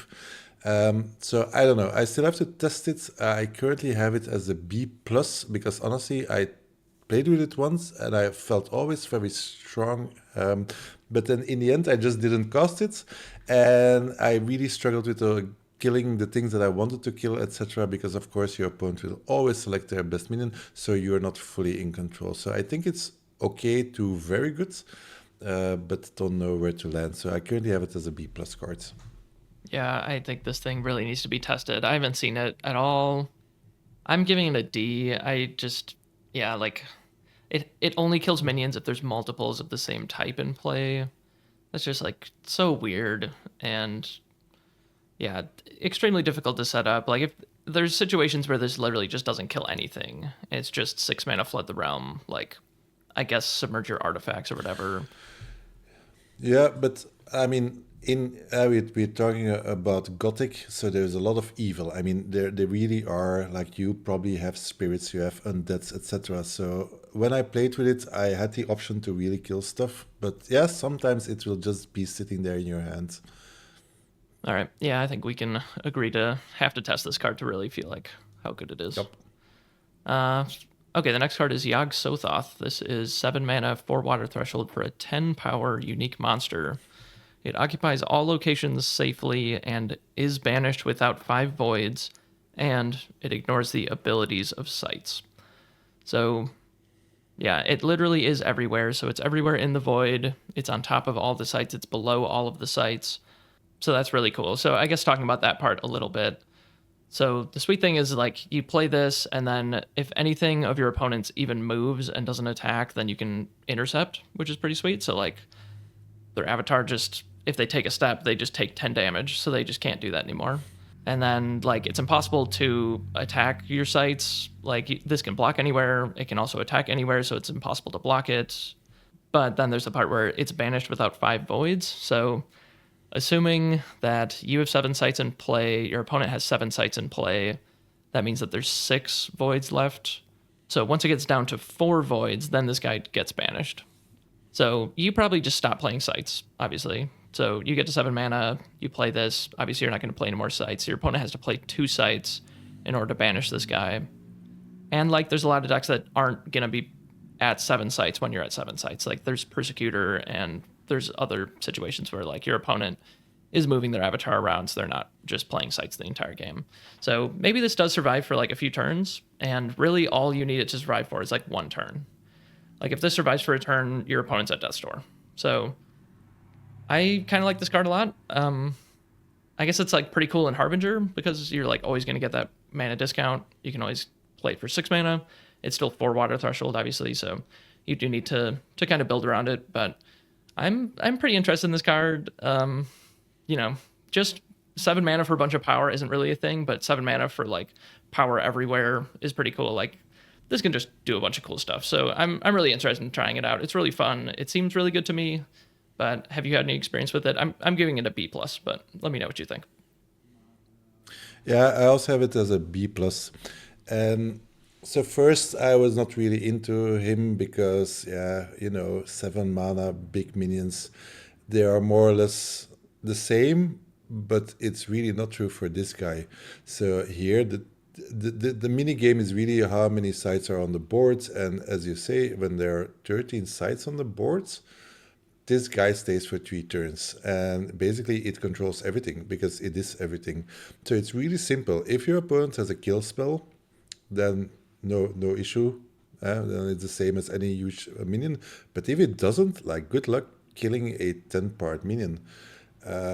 So I think actually it's strong. It's still a lot of mana. It's slow. If you're behind, if you're behind, this could potentially save you. Although it will only be able to block once. So yeah, it's not the all game changer, but sure, if you are just on curve and be able to play it, it will definitely have a huge impact on the board state. How can it not? Yeah, I think we should talk about the removal a little bit too, because yeah, I have actually played against this once, and like I had like Flame Strike plus a couple minions, so like Flame Strike, deal 3 damage, and then 1 to 3 other sites. Like all of it just hits Yogg, so that deals 6 damage, and then there's like Holy Nova, probably just deals 10 damage and kills this. What are the other things that do a bunch of damage and just kills this immediately? But yeah, like Smite, Begone, like there are a lot of answers to this card. But if it does stick, then you kind of just win. So yeah, high risk, high Cool reward. cards. You might just lose the game when you play it. You might just win the game when you play it. Yeah, super cool for sure. That moves us into air. First one is Chorus of Condemnation. 1 mana for a 1 air threshold unique magic. It reads, each player chooses another to discard a card. So we are talking limited. Basically, this is a 2-for-1, but for your opponent, because you have to cast this card, and then you have to discard something, and basically your opponent just chooses whatever he wants. So as long as it doesn't have 1 card in hand, I never see this happening. It also says a card, so if they have sides in hand, like, yeah, this is complete. I have it as a D, but it's probably an F. I don't know why you would play this. Yeah, I'm giving this an F too. I have no idea what the use case is for this card. Eclipse is next. This is 2 mana, 2 air threshold for unique aura. You may cast evil minions to affected sites. Evil allies occupying affected sites have +1 power. So this is Jihad, Crusade for evil. Cool card. We've talked about Jihad and Crusade, and I think I like those in limited. Like if you get them early enough and you build around them, I think you can have a deck that's like 80% or more evil, and then it's really easy to build around. Like it's probably even easier than Crusade and Jihad. So I'm giving it a B plus to like an A. Like the more you build around it, the better. Yeah, skeletons count toward this. That's pretty sweet. Yeah, seems pretty easy. I mean, you have to get it kind of early to build around it, but seems good. Yeah, so for me, definitely a build around, of course. I mean, if you don't have a lot of evil, don't play it. That's simple. I have it as a solid A.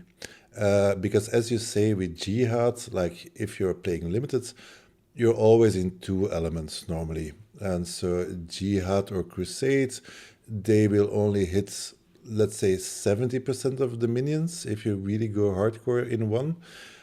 With Eclipse, it's way easier to have an all evil or like 90. Like you can choose why you would not play an evil because that non-evil card is so good that you would prefer it. Honestly, I had it once, Eclipse. My whole deck was evil. My God, if you draw this thing early, it just wins you the game with one eye closed. It's too easy. The card is just stupidly strong. So yeah, A. Next one, All Mortals Gone, 3 mana for a double air threshold unique magic. Reads very simply, kill all mortals. Oh yeah, I have it as an A minus. I think there are always mortals. There are a lot of mortals in Gothic. You time it whenever you want. It's cheap. Double threshold is still okay. So at the bare minimum, it's really, you time it as just a bury. You kill 1 mortal. Potentially you kill 2 to 3 mortals, and then this card is amazing. Yeah, I looked up. It's like 25% of the minions are basically mortals. And air has the least amount of mortals, so that's really nice. Kind of the perfect card. Like 3 mana, even if it just kills 1 thing of your opponent, that's great. And sometimes it'll kill like 2 or 3 or more things. So yeah, I also gave it an A minus. Seems extremely good in some situations. Sometimes he'll just be dead, but I feel like basically every deck's going to have some targets for it. Jack the Ripper is next. This is 3 mana, 2 air threshold for a 2-power unique mortal monster. He is actually a monster. Monstrous is capitalized in his type line. That is important to note. So he is actually evil, even though he's immortal. He has stealth and maybe cast to any mortals, silencing then killing them without breaking stealth. So this is just a removal spell for a mortal. I think you can even like cast this into the void. Like if your opponent has a void walk mortal somehow, it can actually just go there and then it will get banished itself. But no matter where the mortal is, even if it's underground or whatever, I think you can still cast Jack the Ripper to that location. So it's bare minimum just 3 mana kill a mortal, but the upside of 3 mana kill a mortal and just have a 2-power stealth minion in play is pretty insane. And like it silences the minion first, so it like breaks the ward. It gets around whatever defensive thing like stealth or whatever. Like it just kills whatever mortal is in play. So that's really solid. I'm gonna give it an A minus. Just a sweet removal spell with a good amount of upside. Yeah, I agree 100% with everything you say. I also had it as an A minus. Just having a kill spell for 3 mana, that feels normal, and you just get a 2-power free stealthed minion. What? Are you joking? And okay, there are not a lot of mortals. No, that's not true. As we just discussed, there are always mortals, so this is just an amazing card. It will not tilt the whole game, but it just is always handy. Next one, the Hexam Hounds. 3 mana for a 3-part double air threshold unique spirits with airborne and burrowing. And it says must be cast burrowed, but may be cast from the cemetery. So I really do not like cards that are cast that you have to cast buried, because it's just loss of time, because it starts buried, but then you want to go up. So once it's up, it's amazing, but it takes, you have to cast it, it moves, and then it can start attacking. So it takes a lot of time. That is a downside. Now the upside is this guy doesn't go away. It keeps on coming back. So this is more a control-y cards with infinite value, basically. It's slow, but the value is there. So, I mean, I will always cast this. I will always put it in my deck. This card feels amazing. So I list it. I don't know. I have it currently as an A, but potentially it's an A minus, because it will not... You will not run away with the game with this card, but it can have such a huge impact. Yeah, this is like, I'm interested, you know? Like I just get this guy back over and over. Like that sounds super fun and impossible to kill. Like it's also not evil, which is like the easiest ways to banish things are to banish evil minions like Smite. So, or like Begone only hits evil. So yeah, I feel like this guy's just always going to come back. So yeah, I'm really interested. I really want to play the slow game and make this guy work. So I gave it an A minus. Yeah, and also it can completely disrupt the early game of your opponent. I mean, in the early game, you have 3-part minions, and yes, you cast this guy burrowed, but it's ready to block, etc. So it will slow down the whole game in your favor.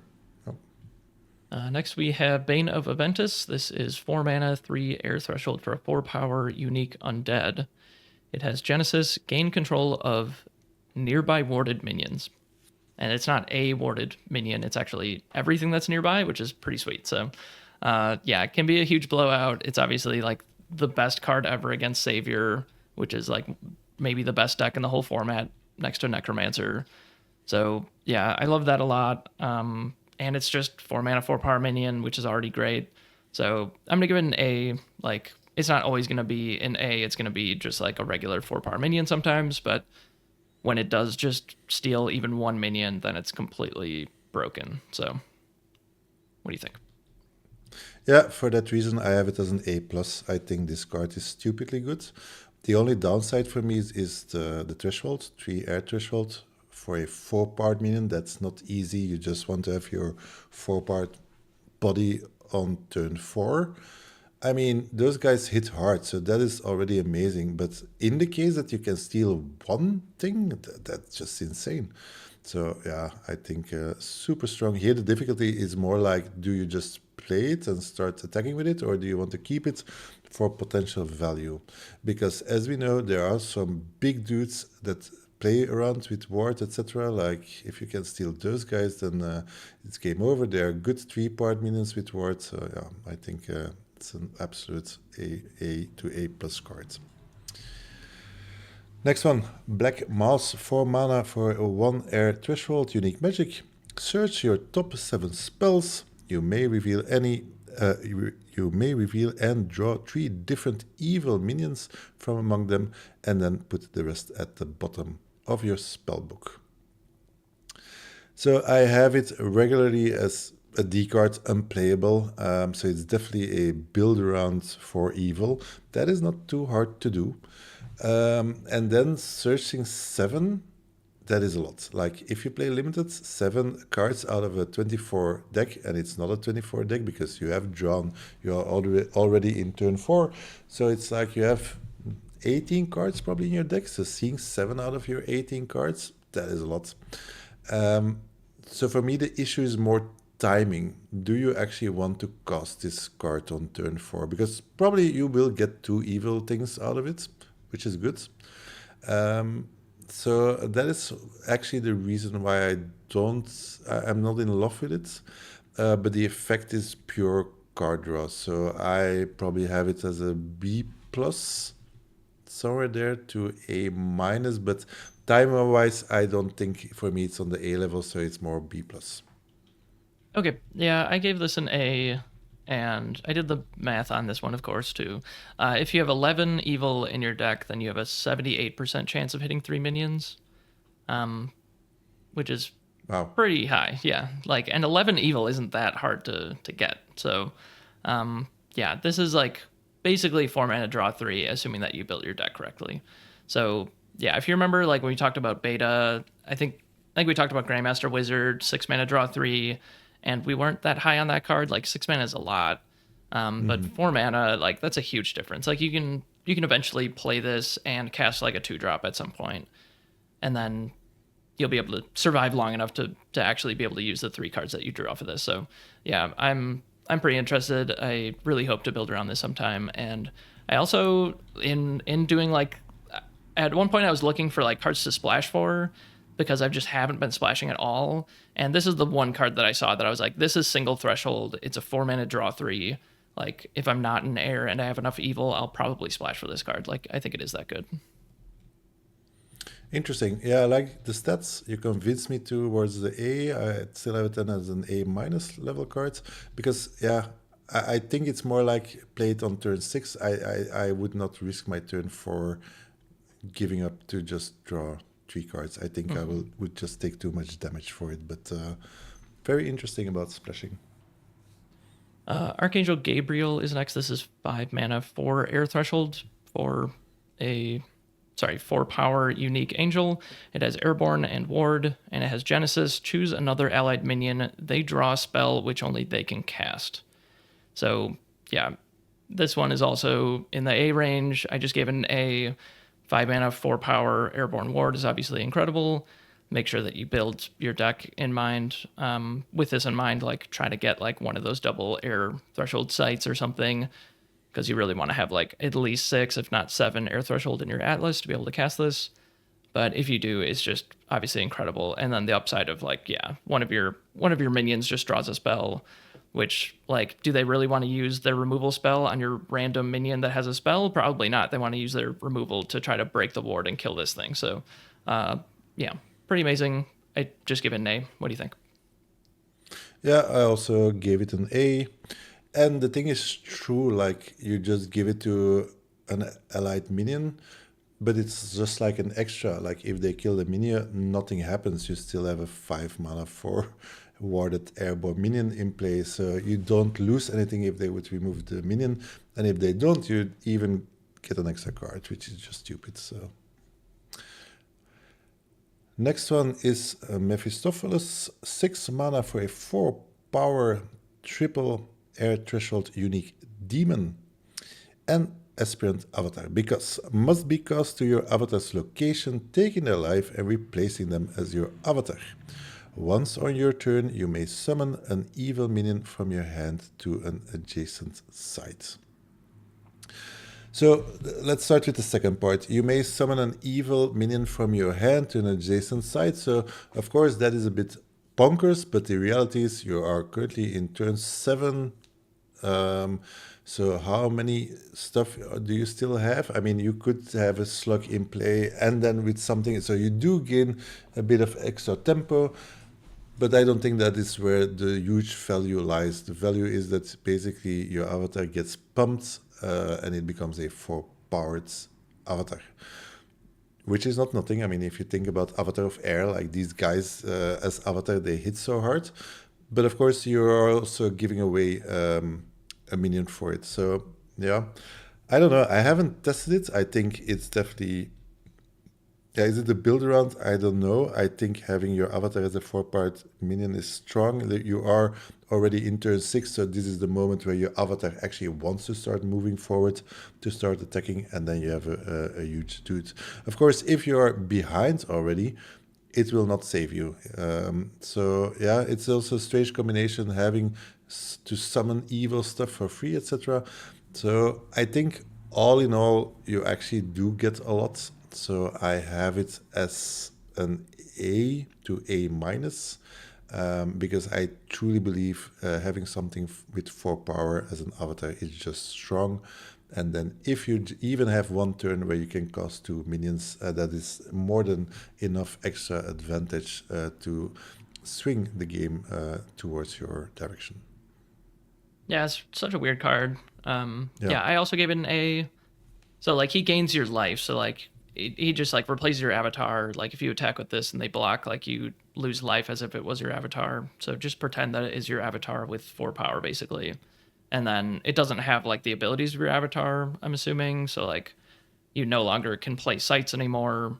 But yeah, I think you just assume like I can still put slugs in my deck because I can summon them for free, but I'm not going to put like a 7 mana, like a Corpse Explosion or something like that in my deck probably because I just want to get to 6 mana and play Mephistopheles, and then I never need to have 7 mana. I can just summon big things for free.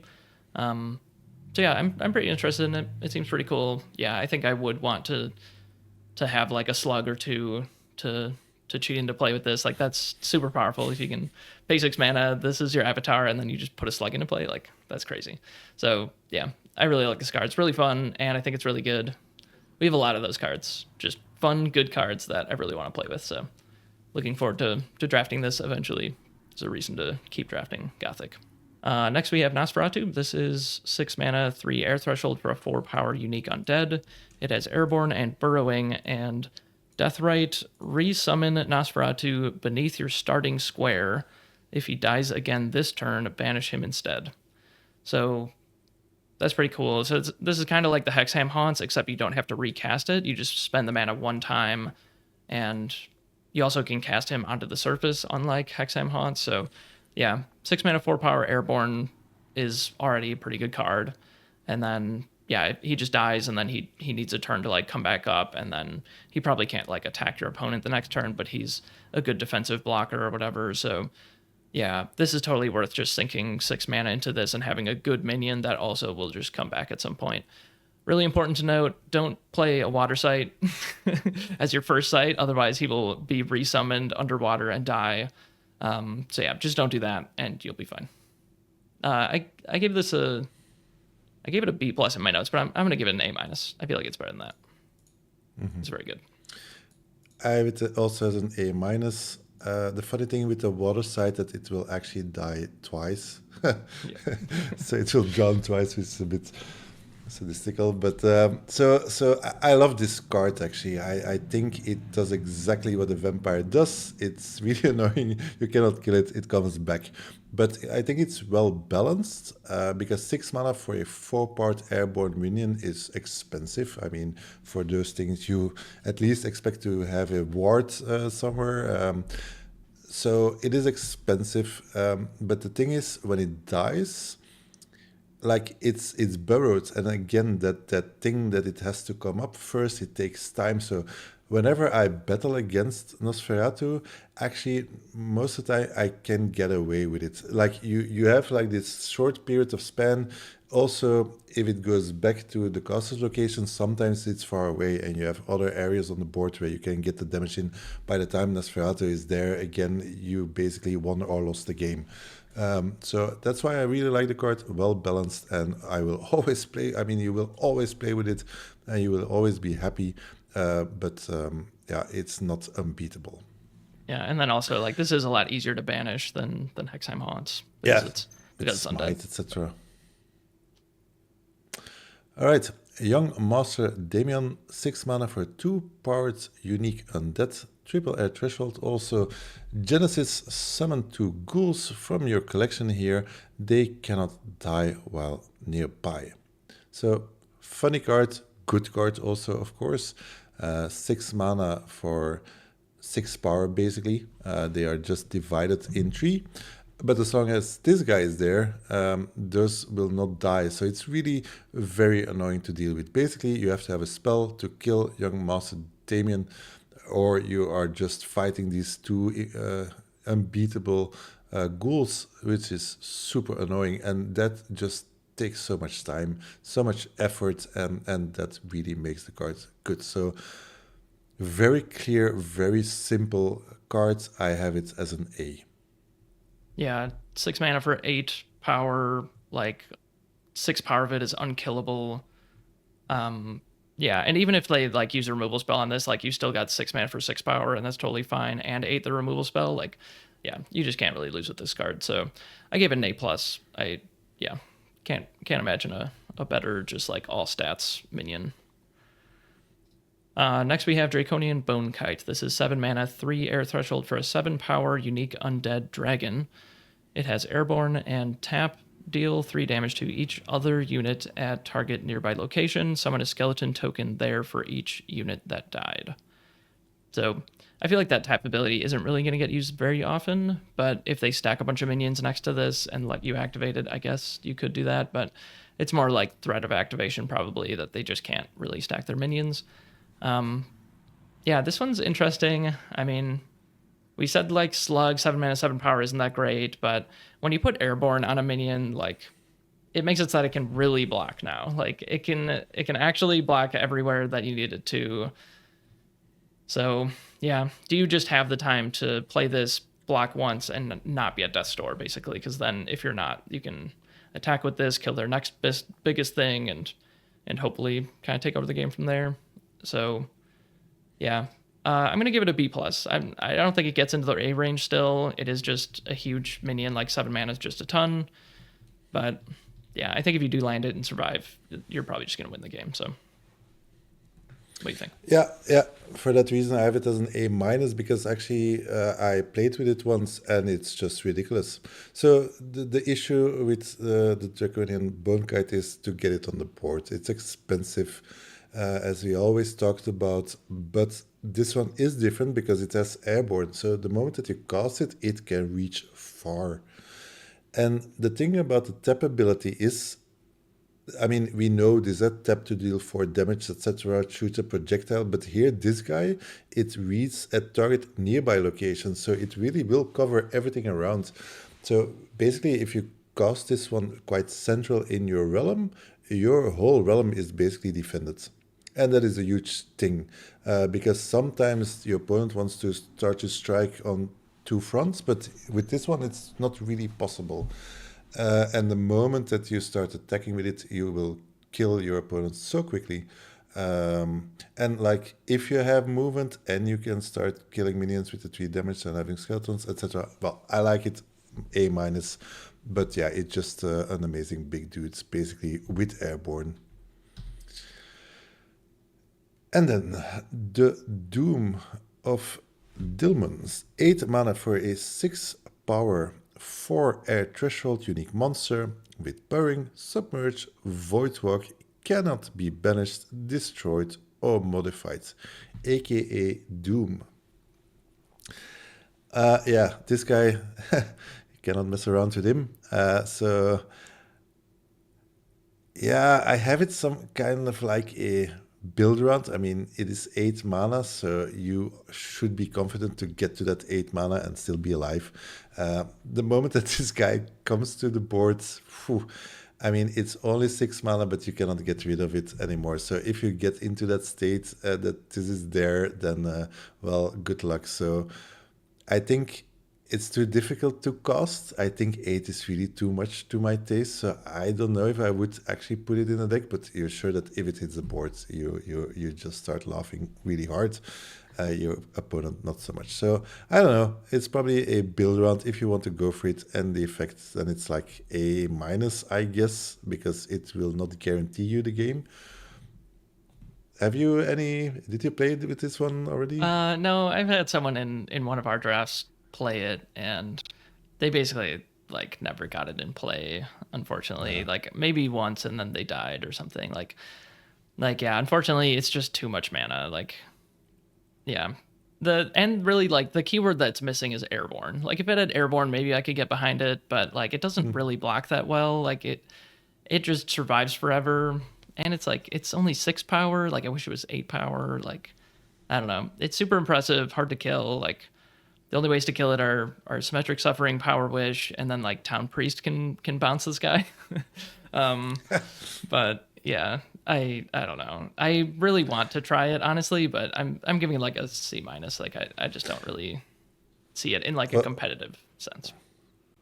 What would you prefer to have, airborne or movement +1? I guess movement +1 is kind of automatically better, right? I don't know. Indeed. Yeah.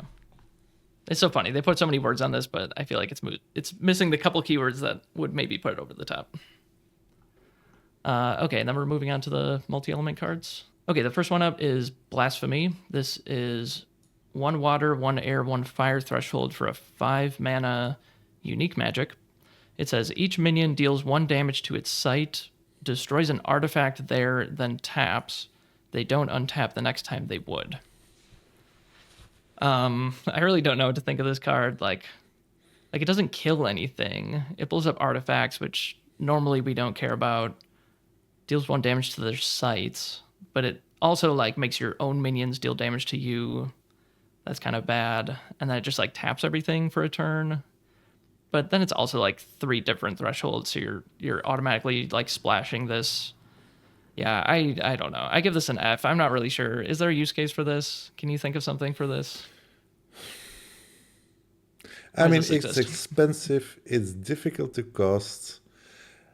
I guess that they don't untap the next time they would is actually what makes it a potentially powerful card. But honestly, yeah, I don't see it. I also just have it as a D. Chaos Witch, 6 mana for double air, double water threshold, a unique magic that reads: cast a copy of a random spell for free, ignoring threshold, then the next player may copy Chaos Wish. So, first things first, if you say, what is this card? So, how do you determine a random spell? Well, Curiosa, they actually provide this service. They built like this mini button on the Chaos Witch FAQ page. So if you want to cast this card, just go to the FAQ, you press the button and it will just give you that random spell. So that makes it very user friendly, because otherwise I would not know how you would deal with this card. That is insane. So that's it. I think, Mitch, we will be different in our grade here, because for me, Chaos Wish, it's an absolute A+. I really think this card is amazing. I chuckled the first time I saw it. This is why I love playing board games, because this card is complete chaos and I'm really risk averse normally, but this is so funny. And so the first time I could draft it, I took it and I of course built a deck with it. So this was my +1 card and it was absolutely chaos. So and now let's get real. So the good thing is actually that you are the first one. So if you get something good, the chance that your opponent will skip his roll is quite high, because that's already worse enough than getting 2 good things. So the one time that I cast it, actually I was disadvantaged twice, and actually it was more in favor of my opponent. But then my third time was so good that actually it nullified everything, complete chaos. So I love this card. I really, if you give this in draft, I will play with it. Because it just creates so funny moments. In reality, if I'm in competitive, really crossroads stuff, I will probably not put it in my deck. But otherwise, it just makes me chuckle. And I mean, you get into very crazy stuff also when you play this card. So I love it. Hmm. Yeah, this card's so interesting. I tried to find like what is the average card that you would get with this, and it's like a 3 or 4 mana like exceptional like a 4 power minion with upside or something. And it's like you're probably overspending for that, and like sometimes it just does like pretty much nothing. Um, but yeah, I'm pretty interested in trying it out. I mean, I only gave it a C for the set review, but honestly, yeah, I will also definitely play this card if I have the opportunity to. It's just so cool. And yeah, like the game about like yeah, I cast a random spell and then they get to choose whether or not they cast a random spell. And then like technically if you wanted to, like you could both just keep saying yes and you would just cast spells forever. So it's kind of interesting and really fun. So yeah. Um Yeah, I think because everyone just has to try this card basically.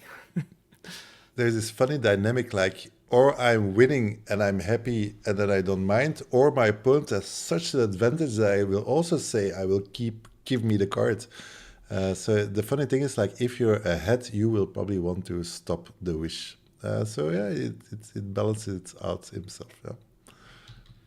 Okay, moving on to the next card, we have Death Wish. This is 6 mana, 2 fire threshold, 2 air threshold for unique magic.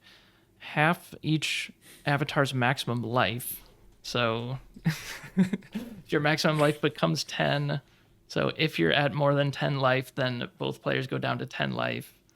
I don't know. And then I guess you can't heal, which doesn't really matter that much. I don't know. I just give this an F. I can't imagine playing this. Never, not in any format. For now, I guess, nope. Next one is Life Wish. 6 mana for double Earth threshold and double Water threshold. Also unique magic, fully heal each avatar. So this one is perhaps a little bit more interesting if you want to go slow, but then sacrificing all cards. So no, complete F. I don't see it. It constructed, potentially it might see play, but not in limited. Yeah, I think that's the only thing. It's like Earth Water has all the most expensive things and it has the beefiest minions, so like maybe you can build toward that and you just like develop your board forever and let them attack you and then eventually you just like cast this and go back to full life. But I don't really see it either. I'd give it a D. Power Wish is next. This is 6 mana, 2 Earth Threshold, 2 Fire Threshold for unique magic. Each avatar sacrifices all of their minions, permanently gaining +1 power for each. So this really does kill everything, even if they have wards on it. Sacrifice gets around ward, which I guess I'm kind of sad about because I wish I could like play this in Savior and like it only kills their minions, but it really does kill everything. If you're playing like Persecutor or Necromancer or something where you can have a bunch of minions in play and then your avatar becomes huge, like having like a 6 power Persecutor or something is pretty interesting to me. I don't know how good this is in just like a random deck, but I think in like Persecutor it seems pretty sweet. But I think in an average deck I'm still gonna try it out. Like you can just reset the board, like you can sandbag a few minions and then play this and reset, and maybe you're just up like card advantage wise. You just have like more cards in hand than your opponent does, and they get the first crack. They start playing their minions first, but hopefully you can like double spell and just like catch them off guard and win from there. So I don't know. I'm giving it an A minus, but I'm curious what you think. Funnily enough, I'm at the same level, also A minus. I really had a. I haven't played with it, so it's more that I really thought hard and long about this card. Like, is this actually good? And my conclusion is yes. Because let's say that you could wipe out 5 of his minions, and so you have a huge avatar on the other side, but you killed 5 minions, and those 5 minions would have killed you anyway. So that is complete reset. And the other way around, if you play with skeletons, etc. Yeah, I don't know. I think timing is everything. Of course, you decide, you control it, and yeah, I think potentially you just win the game if you do it correctly. Next one, Divine Intervention, 7 mana for a 1 threshold of each element, unique magic, and it says return from death's door to 1 life. Real unique ability. This is the only card that brings somebody back from death's door. But I will never ever put it in my deck. That is just insane. So a complete F for me. Yeah, like technically you can play this with blooms, but yeah, like it only does something if you're at death's door. Like that's so horrible. So yeah, I give it an F as well. Armageddon is our final multi-element magic. It is 10 mana and 2 of each threshold, and it says destroy everything. So it blows up all the sites, all the minions, turns all the sites into rubble. But like, yeah, obviously you just can't possibly cast this. The only way to cast this is like Chaos Wish, I guess. So yeah, you can't even play this with blooms, even if you got to 10 mana. Okay. Yeah, I mean the funny thing is like it also destroys everything. So everything that you built up, like it's all gone. So no. I guess it protects, like your warded minions are protected. True. That's about it. All right, let's move to artifacts. The first one, the most prettiest one, the Ether Core. It's a 1 mana unique relic, and it provides 3 mana while in the void. That is a bit insane. So it's definitely a build round. I mean, you have to have ways to get it into the void. That is a challenge. So if you don't have void stuff, it's a complete F. If you consistently can get it in the void, then I think it's A plus level. That is insane. Like, can you imagine that you can turn 2, turn 3, get this in the void, and you jump from 3 to 6, 7 mana? Wow. There is no card that provides this. Also, very important in comparison to other cores. This thing just provides it. Like the other cores, they say the bearer, you have to have it in hand. Either core, not so much. So of course you have to be able to cast it and get it into the void. But then basically it just gives 3 mana. Yeah, a strong card. I don't think it's very easy to do. And of course, if you want to have the Ether Core, you wanted to have it in turn 3, because if you try it later, then it makes no sense anymore. So that brings it down, I guess. I don't know. Honestly, I don't think I would ever play with it. I think the setup is just too difficult. But if I just look at the cards, then it's very strong. So where are you? Yeah, I gave it an F, and then like a build around B. Like, sure, if you're like Harbinger, like water air with a bunch of Voidwalk stuff, then maybe you could play it. But I don't know. The setup cost is too much, and then also like you're not even gonna be able to get it into the void into something's hands until like turn 4 or something. So then it's, I don't know, not great. And I think you do need to have something carrying it though. Like it provides 3 mana, but it needs to provide it to something. Like if it's not carried, then I think it doesn't do anything. Oh really? I think that is the same as the cores, and like the same as the Key to the City, which is the next card. Sorry. Yeah, it is in the FAQ. Sorry. Yeah, you have to carry it. Anyway, yeah, probably just don't play Ether Core, but cool card. Key to the City is next. This is 1 mana for a unique relic. It provides 1 mana, and the bearer ignores sight abilities. So yeah, they just did like a whole update to the FAQ. You can read through that if you want to know how the Key to the City works, like with the whole ignore sight abilities thing. But yeah, I don't think that's going to be super relevant anyway. It's just 1 mana for a relic that provides 1 mana. So if you have heard our reviews talking about the cores, we're not really that big of a fan of the cores. Like 1 mana, like it's a spell. Like your spells need to affect the board. Like you don't just want to draw this in the late game. Like it does nothing. And maybe if you draw it on turn 1, if it's in your opening hand, then it'll be okay and you'll get some tempo out of it. But if you just run out of cards faster and then your opponent wins through card advantage, then this really didn't do anything for you. So you really need to capitalize on that that benefit that you get from having this in your opening hand. But that's like the only case that it's actually decent is in your opening hand. So I give it a C minus. Like maybe you could play it, but you shouldn't really expect that much out of it. Completely agree. Next one, Flame of the First One's 2 mana unique relic. Whenever the flame stops at a new site, you heal 1 and your opponent loses 1 life. So the ability heal 1, lose 1 life, that's a strong ability, but just looking at that, is that worth a card? I think I even would just prefer a 3-part minion. And then you have to move and stop, so basically this is the card for the Pathfinder or for a Persecutor, something that moves a lot and freely. Then this potentially might be playable, but still you're giving away a full card for this. So I'm not a big fan. I gave it a C, I guess, but I don't think I play this ever. Okay, I gave it a D, but I gave it a build around A in Persecutor. I don't know. I feel like if you do put it in Persecutor's hand, and you're like the low curve, like I've had Persecutor decks that are just like nothing costs more than 4 mana. I play 4 sites and then I just am moving around the board the rest of the game. And yeah, if this is 2 mana to like drain your, like they lose 6 life, I gain 6 life, like that's pretty crazy. So yeah, I think in that specific deck it could be really good. Next is Tabula Rasa. This is 2 mana for a unique armor. It may be cast to any minion. The bearer is silenced, can't be modified otherwise, and can't drop Tabula Rasa. So it silences the minion, and that's it. Yeah, I don't know.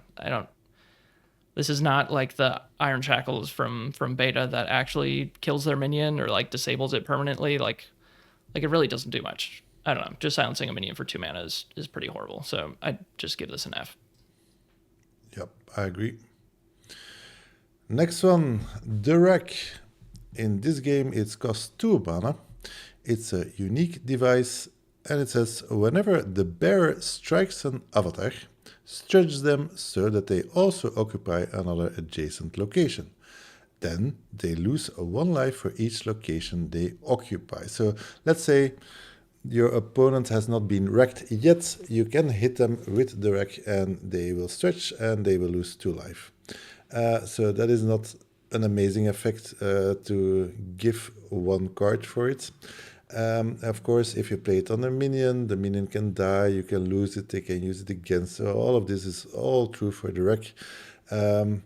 Again, a bit different if probably you are putting it on the Persecutor, but even then he has to attack the avatar, etc. So I don't see this card. I think it's a funny card. I like the whole concept of the card.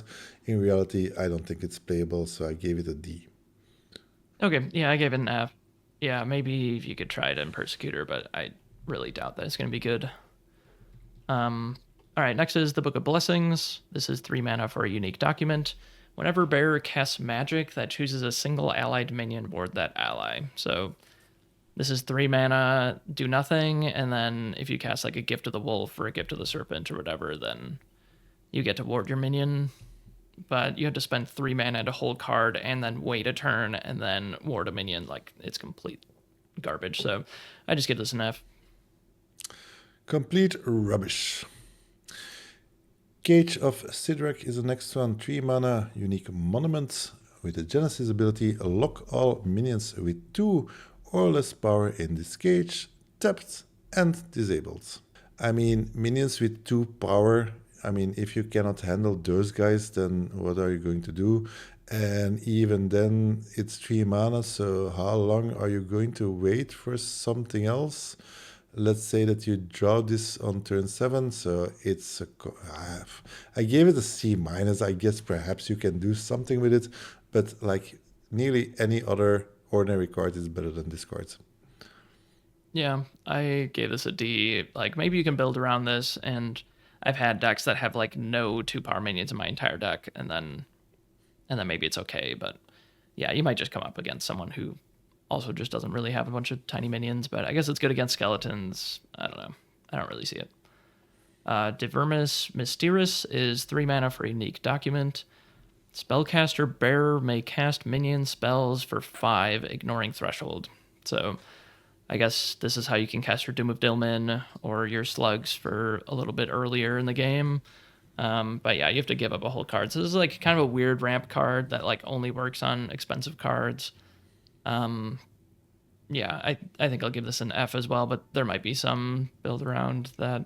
If you have a bunch of Slugs or a Doom of Dilmun or something, maybe you could play this and try it out. Yeah, fortunately, I also have it as an F. I mean, look at that guy. What is it? That's just so amazing.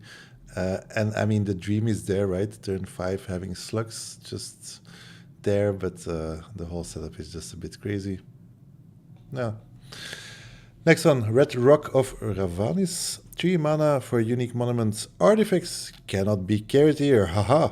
And then at the end of each turn, pull each artifact 1 step towards this side along with its bearer.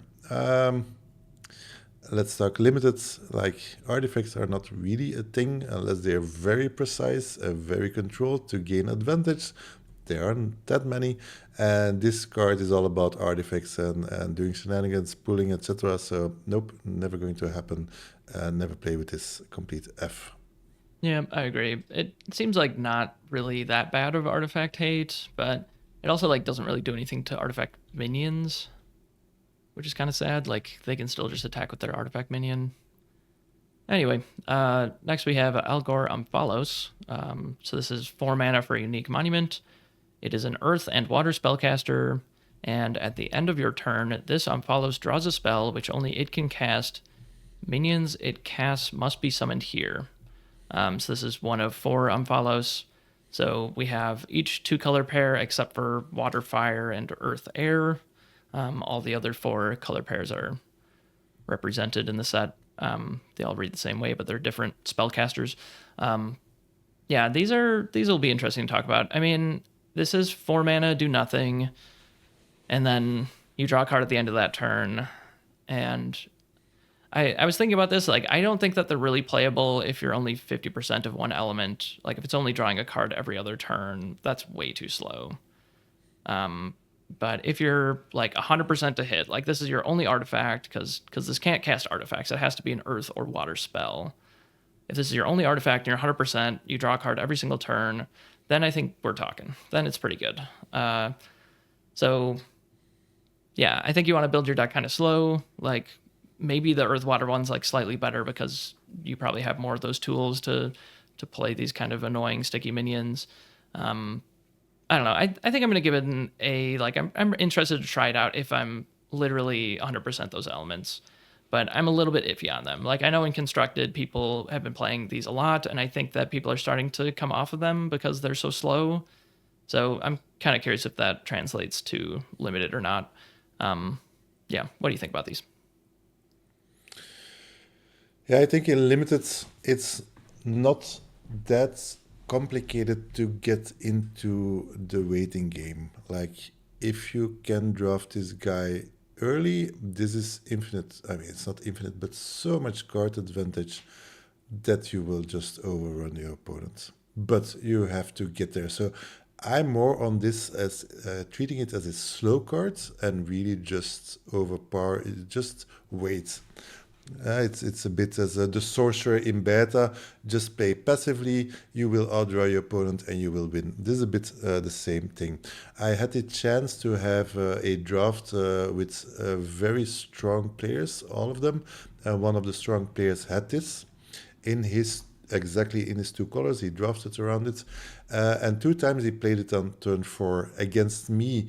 I lost because of it, but because he cast it on turn 4, I was able to put him to death's door. And I just missed my kill spell. I had to sacrifice a lot, but basically it gave... So if you don't do anything on turn 4, you can expect so much damage incoming. And it's also like the turn 5, he tries to recuperate, but on turn 5, your opponent is also still doing stuff. So you really are behind.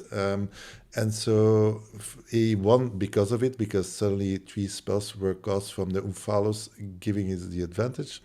But then against another player, same thing, and there he lost for the same reason. He didn't do anything on turn 4, and he just died because of it. So I think they're I think they are bombs. I think they're really extremely good, but I don't think I would cast it on turn 4. I should be able to answer the board state as is, and if there's room on the board state, then it will just run away with the game. So I do give them A's. I think they are very, very good. Yeah, and I always want to have one if I play competitive, for sure. Yeah, and then we continue to Plate of the Whale, 4 mana for a unique armor. Bear is immobile if it has less than 3 power. If it has more than 3 power, prevent the first instance of damage it would take each turn. It's so funny, this card, right? Like, the thing is so heavy. Like, if you're not strong enough, basically you cannot move anymore. So, so it's a lot of fun, but I don't believe in it. I have it as a D. Like, if you have minions with more than 3 power. So the thing is, like, it's a tufted turtle, which is crazy annoying. So that I like, but giving a full card just to protect a minion, and then what if they just banish it and steal it? So yeah, I don't see it. It's also 4 mana, so it costs a lot. So yeah, although I would love to have the ability and to annoy my opponents with it, I wouldn't dare playing it. Yeah, I'm giving it a D plus. But yeah, it makes something into a top to turtles. That's just really fun. Yeah, it's kind of weird. Like you read that first part and you're like, oh, bear is immobile, but you can't actually cast this to your opponent's minion. So like, that's kind of just like flavor text. Like, don't put this on anything that's less than 3 power. You can probably just ignore the first part of that. But yeah, I mean, top to turtles kind of busted, so maybe. But yeah, I don't really see it. Probably not playing with it. Okay, Pallid Bust is next. This is 4 mana for a unique relic. Genesis, banish a dead minion. Minion bearer has the banished minion's printed types and abilities. Yeah, I don't know. It does. Yeah, it's like a weird reanimation thing, but it doesn't actually like get you a minion. It just like modifies a minion, and you spend 4 mana, and there's like setup cost. I don't know what this is for, so I just give it an F. I guess, like, yeah, even Genesis abilities don't work for this because the minion's already in play and then gains the abilities. Yeah, no idea. Yeah, it's a complete F. I mean, first thing first, something has to die. Second, that minion has to have so strong abilities that for some reason you want to put it in a relic. So the chance that you have that quickly doesn't happen, then it costs 4 mana, so it's a complete no. Although, I really like the card. I think in Constructed, and perhaps in the very far future when certain nutty cards exist, like this card gives a lot of potential, but I don't think it's there right now, especially not in Limited. A Book of the Dead, 5 mana for a unique document. Once on your turn, spellcaster bear may cast a dead minion, which becomes undead instead and is banished if it dies. So this is this is a lot. So the tricky thing here, of course, is having 5 mana, be able to cast it. But then basically you can recast dead minions. That is a bit insane. And actually I saw it happening on a tournament where this just got out of hand and it just overtakes the whole game. So yeah, again, I gave it an A. I think you have to work around it. I mean, it lets you work. You still have to cast those minions. They just do not appear. So perhaps it will not get you there because or there are not enough minions in your graveyard, or you're just struggling to keep up, and then it will not get you in front. But all that aside, just having a card with that ability is so powerful that I give it an A. Yeah, this card's so cool. Yeah, it's just like the best finisher ever. Like, it's just like 5 mana, like draw 10 cards, like like basically. So yeah, I think it's an A. Like, yeah, you just have to be able to take off a turn to cast this, and then you should be able to win the game from there. Like, and also it's like any dead minion, so also from your opponent. So yeah, I guess you have to have the threshold still if it's your opponent. Remember that. I feel like that's probably easy to miss. The Malleus Maleficarum is 5 mana for a unique document. Once on your turn, bearer may cast a magic from your collection that targets an enemy spellcaster or their location or site.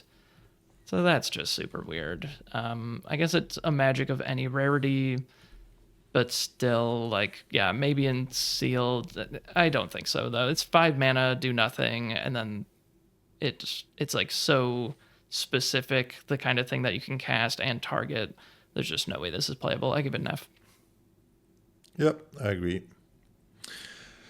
Next one, it's Koshei's Egg. 7 mana, unique relic, Genesis ability. The avatar bearer hides its soul in the egg, becoming immune to death blows. After 3 of your turns, or if the egg leaves the realm, you lose. So basically, you just gain 3 extra turns, which is massive. 3 extra turns, that is a lot.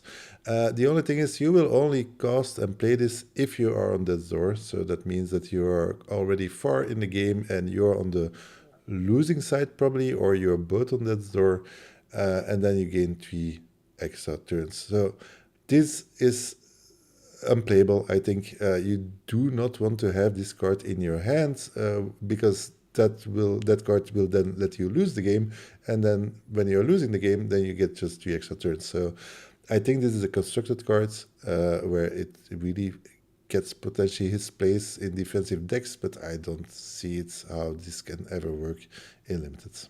Yeah, there's no way. It's such a specific use case, and it's 7 mana. The last artifact is I Am Colossus. This is 10 mana for a 10 power unique automaton. You may banish minions under your control or from your hand or cemetery. To help cast the Colossus, it costs 1 less to cast for each. So I think the only minions I would ever banish with this are like skeleton tokens if I was Necromancer. But I have seen this played, and it was like 3 mana for a 10 power minion, and they just like banished 7 cards from their cemetery, and it was just crazy. Like, yeah, like we don't really love these expensive cards that are just a bunch of power, but this isn't that expensive. Like sometimes it's just free or like 3 mana or something. So yeah, I give this an A. I can't imagine not putting this in my deck, and I really want to draft this pretty highly and try it out. Have you seen it? I have seen it played against me, and first I thought this was a stupid card until they played it against me on turn 6. I was like, oh my god. I have it as an A minus. I didn't lose that game. It is just a beefy minion, and you can deal with beefy minions, but it's a huge it's a Colossus. So yeah, no joke. This is a real solid card. If I see that card, I'll definitely take it. And as you say, like banishing minions, not so much. But removing stuff from cemetery, that is not that difficult. And yeah, it's a 10 power minion. Okay, we come to our last step, I think, where we talk about the sites. And we go back to first the Earth side. So the first one is Endless Fence, a unique site. Minions can't enter this span of land from the voids. Well, that is so specific. I mean, I always have issues like to grade these cards in comparison with real spells. So we tend to put sites lower. I don't see this. Why would you start defending against voids? On the other hand, it is just an extra upside. It probably doesn't cost you anything. So yeah, I just have it as a C minus. Okay, yeah, I'm gonna give it a D plus. I think if I even have like one Voidwalk thing in my deck, I probably just don't play this. Yes, exactly. Yeah, it's so bad. But yeah, I guess if your opponent has like a dormant monstrosity or something, then they get kind of hosed. Next is Mount Usar Sanctuary. This is a unique site that provides Earth Threshold.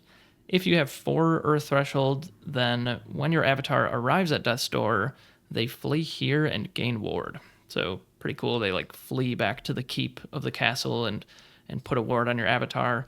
And it's like totally free. Like you don't have to pay mana or anything. You just have to have 4 Earth Threshold. Still kind of hard to make this active, but if you do, like it probably saves you a turn or two just by playing this site in your deck. So I give it a B minus. I think that's pretty solid. Yeah, I agree. I think that is actually a real card. Like having that extra option, and it doesn't cost you anything basically. So if you don't have the tension, whatever, then it's just your basic side. So yeah, that definitely B for sure. Then we are moving to fire. First one, hell mouth. Evil minions nearby or being summoned nearby have burrowing. I'm low on these cards. Also, I mean, the thing is like it's for everybody that is nearby. So yours and your opponents. There is in Gothic not a lot that impresses me with burrowing in general. So this is anti-burrowing. There is not a lot of burrowing either. So yeah, I don't think it's really relevant. It potentially gets used against me, so I don't know if I would even play it actually. Perhaps as a surprise, but I don't want to burn my minions, so yeah, I don't see this one. Yeah, there's just a couple ways to bury in the whole set, so I guess it's good against that. So I just give it a C minus. I think it's probably fine. Horns of Behemoth is next. This is a unique site. It provides fire threshold, and if you have 6 fire threshold, you can transform this into a demon, and you place rubble underneath it. So if you remember, like Island Leviathan from beta, this is like a mini version of that, except it's only 6 fire threshold instead of 8 water threshold. But 6 fire threshold is still like impossible to get to. So, like if you have 6 fire threshold, that probably means like you probably lost the game because you don't have any of your other thresholds. So, like the only way you can play this and actually have it active is if you're mono element, and that's just not really advisable. So, I guess I give it like a D plus because it is just a free ability. Maybe you get there, but yeah, I don't think we even have anything like annual fair that just like adds a bunch of threshold or anything. So this is pretty much impossible to wake up. Oh yeah, it's the same thing. Like if you're on fire, why not put it in your deck? But don't get your hopes up. Probably you get a small applause if you can get it to work. But yeah, in a double element deck, it could be possible. Next one, core crematory, unique sites, 4 fire thresholds, and then if a card would be placed in a cemetery, banish it instead. Also C minus, like if you do not have any card in your deck that deals with the cemetery, then it's basically just upside. There are cards that like the Pile of Skulls is something I like. Murder for Crows, a very, very strong card. So if you don't have anything, then it's just upside, but you have to get to 4 fire threshold. That is not easy. So sure, why not? Yeah, I give it a C. Random upside, but don't always play it in your deck. Purgatory is next. This is a fire site. It's unique, and whenever an evil minion dies nearby, its controller loses 1 life. So I guess if you're like Earth Fire and you don't have that much evil in your deck, then this is going to be good. But don't play this if you're like Necromancer. Don't play it if you just have a ton of evil minions in your deck. So I'll give it like a D, build your own C. I think you probably just don't put this in your deck if you're not like building around it. Like you just don't want to have a bunch of evil in your deck, basically. Yeah, I agree. You can expect to have your opponent have some evils also, so perhaps in aggro, but like fire is not really the super aggro, so yeah, it can work against you. So it's okay as a build round if you don't have a lot of evils yourself, but even then, it's really difficult in Gothic to build decks without any evils. So Temple of Moloch reads once on each player's turn. They may sacrifice a minion here to gain 2. Extremely strong ability, but you are just not going to sack minions without any reason. So probably if you get skeletons, then potentially it could really cost something very quickly, and that is the only build around case that I see that it makes sense. So perhaps you have frogs with a gift or something like these expendable minions, then it's good. But yeah, otherwise I personally don't see it, but that is me. I never like to sacrifice minions. So it's a build around, and then if you want to ramp up quickly, fast, then potentially it goes to somewhere B, B minus if you have a very specific goal in mind. But I don't know, it feels like too difficult to get everything working together. These are nice ideas, but in reality, they never happen. Yeah, I give it a C, build around A if you have Necromancer. Like, yeah, if you play this on turn one and you can just summon a skeleton token to it every turn, obviously, like, you can get some pretty massive mana jumps and kind of take over the game at some point with big minions, hopefully. All right, and then we're moving to water. So the first one is Gilman House. This is a unique water site. And if you have 4 water threshold, you can transform a minion here into a horrible hybrids from your collection. And that is unlimited. Like, you can do this more than 4 times in limited. So that's pretty sweet. So I think, like, yeah, so someone drafted this in my cube and they had Necromancer and this, and they just like played this on turn one. And then they like played a Plague of Frogs to it also and just made like an incredible amount of power. So yeah, this card can do some really nutty things. Like even in regular limited, if you just have a Necromancer and you can turn them all into horrible hybrids, like that's going to be completely disgusting. And it's transformed, so they could even like attack right away. So really crazy card. You can also transform your opponent's things into horrible hybrids. So if they have a big minion that attacks your Gilman House, then, or you can use like force movement to push their thing onto Gilman House and transform it into a horrible hybrid. This isn't even once per turn. Like you could do it multiple times per turn. So just an incredible card, honestly. I'm going to give it like a B, but like a build around A if you have Necromancer. I think this is just crazy. I think it's always a build around because I got it once early and it was not easy to really build towards it. Like you really have to have the skeletons or you have to some kind of flow that gets that one part to a 3-part minion. I mean, your opponent will not just step on it with his 5-part minion. That doesn't really happen. So yeah, I completely agree with the build round. If you have enough minions, then this is a bonkers site because the crazy thing about sites, it's completely free. So if you can use it, if it's in your advantage, then it's a huge advantage. Like with a pile of skull, and you just get free 3 trees. That is really amazing. Next one, the Insmod Dock. Once on your turn, you may lure an adjacent minion to step here. Wow, what a card. Like, every time I talk about movement in Sorcery, like we have the grid, movement is everything, and this basically gives you free movement for anything that's adjacent. So if you just place this in the middle of the board, it reaches so far. It's not only your opponent's minions, it's also your minions. So you can do shenanigans with it. You can place it so your opponent has to think hard because suddenly it's not one space that it covers, but 2. So yeah, an incredible strong card. And this one I would actually pick quite high. So this one goes to the B plus A minus range. Okay, yeah, because it's that scary. Yeah, I gave it a B plus. I think I want River Rapids more than this, which is an elite, which is kind of funny. But yeah, I think pulling minions is also good. I think I would rather have the one that pushes minions, but yeah, still super good. B plus. Watery Grave is next. This is a water site. It is unique. Whenever an enemy drowns nearby, summon a skeleton token atop that site. There's a couple ways to drown minions, so I guess maybe you'll get a skeleton out of this, but I wouldn't really count on it. It's just not really going to happen, but maybe it will, so I'll give it a C. Yeah, so in itself, the ability is not that amazing, I think. I mean, the ability is amazing, but I don't think drowning happens that frequently. So the crazy thing about this card is psychologically, it is super annoying to play against.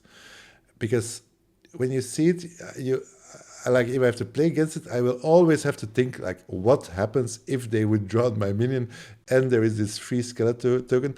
So 9 out of 10 situation, nothing happens, and my advice would be just to ignore this card as if it would not exist, because otherwise you can just like the damage that you do to yourself is probably higher than the card will actually do. So just ignore it, and then you'll be fine. So I agree. It just I love the art; it's amazing, but it's not more than a C.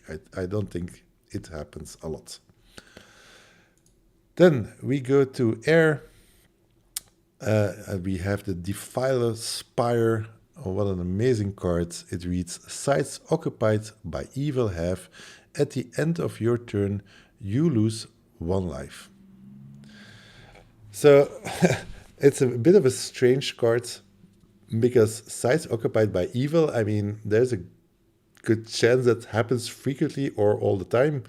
And at the end of your turn, you lose 1 life.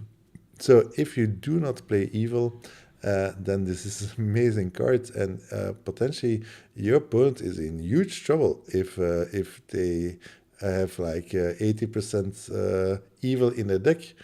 But of course, if they enter your sites, you will start losing it. So it's a very difficult card to navigate. I tend to be scared of these cards because by playing this card, I might lose. And if I would not have played this card, perhaps I might win. So all in all, I think if you're aggro and not a lot of evil, or you know that with your evil you will be faster your opponent's board, then this is probably very playable. So it's a build around aggro, but trouble starts already in my mind if you're on the draw.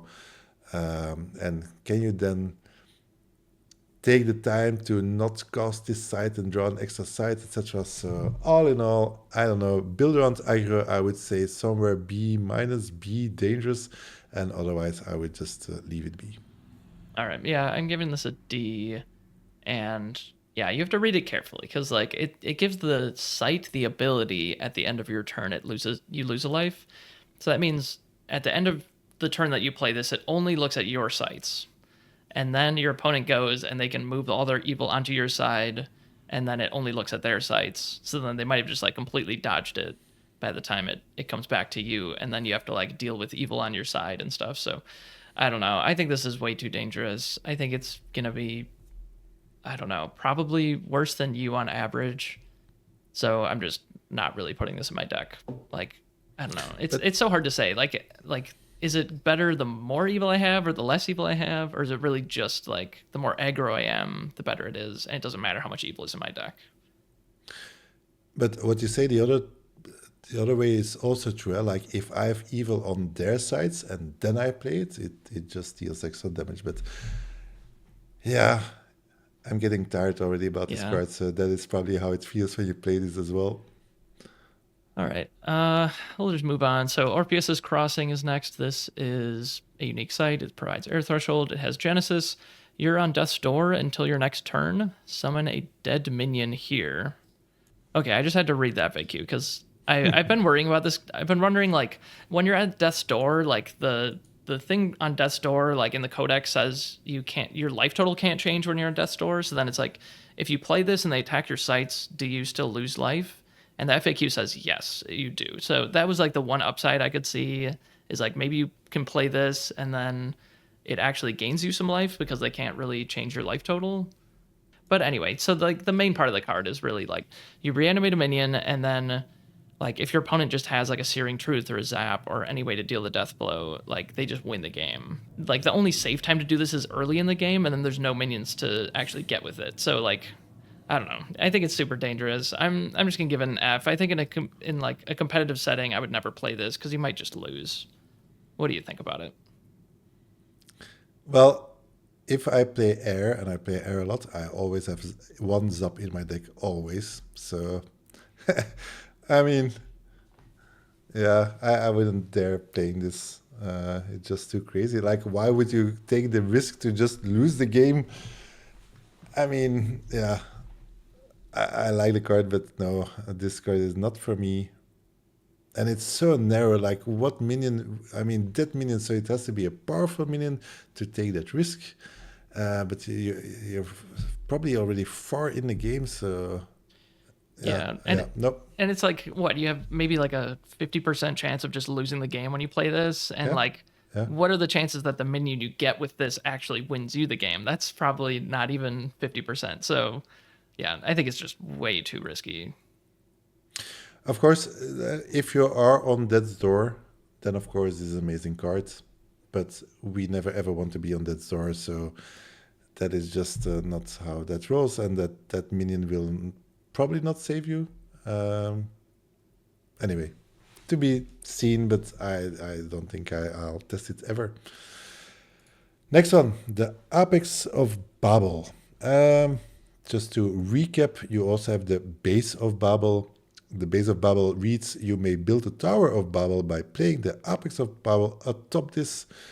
So first you have to have the base, and then you can play the Apex of Babel on top of this. So I thought in the beginning that it would really be you would play the base and then on top above it, but that's not the case. You really put it on top of that card. So basically, you're losing a mana. But then it says, when a Tower of Babel is built, draw a spell. Hoo-hoo. Then you may cast a spell for free, which is a bit crazy to have a spell for free. And you may laugh with it, but actually one of my good friends actually pulled this off on turn 5.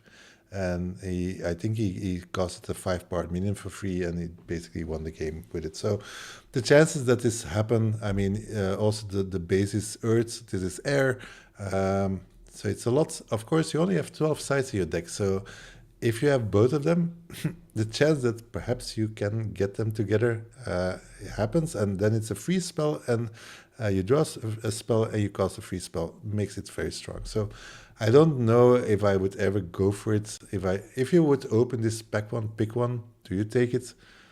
I don't think so. I don't think that's strong enough. But the effect is really funny. So yeah, I have it as I don't know, a C plus or something. It's more of a fun card. Yeah, that's funny. I also gave it a C plus as like where I will pick this, and then I gave it an A as like the build around. Like if you can actually do the thing, it's obviously busted. Like you draw a spell, cast a spell for free.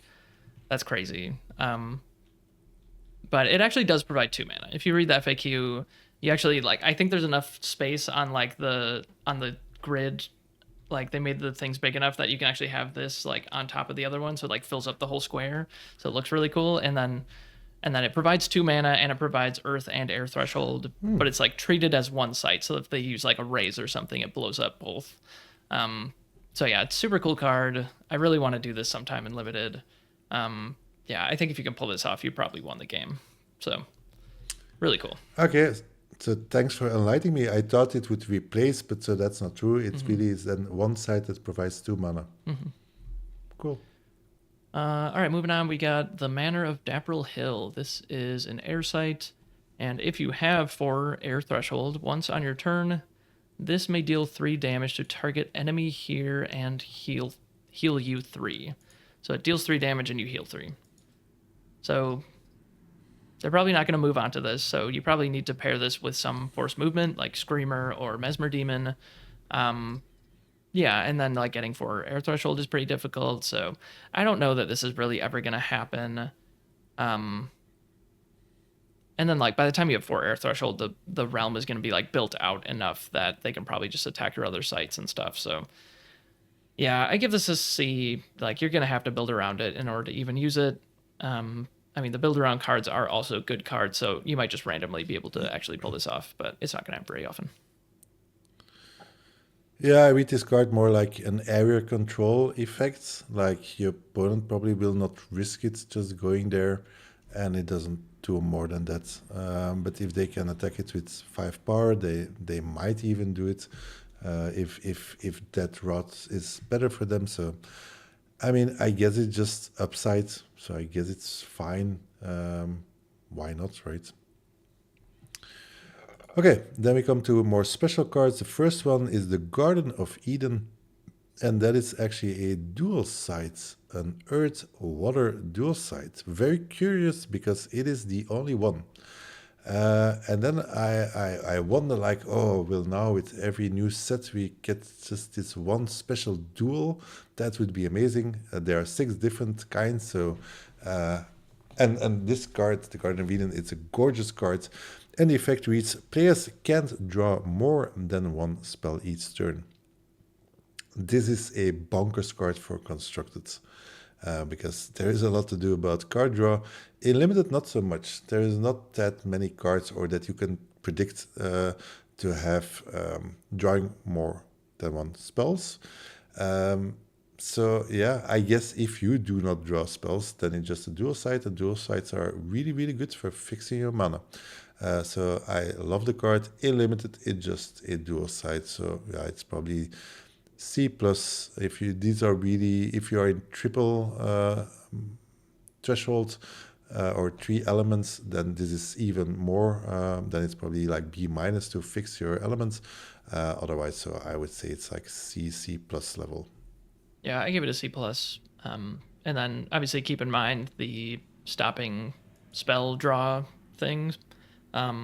The only weird one is like unfollows. Like unfollows draw a spell themselves, but it actually does count as you drawing a spell.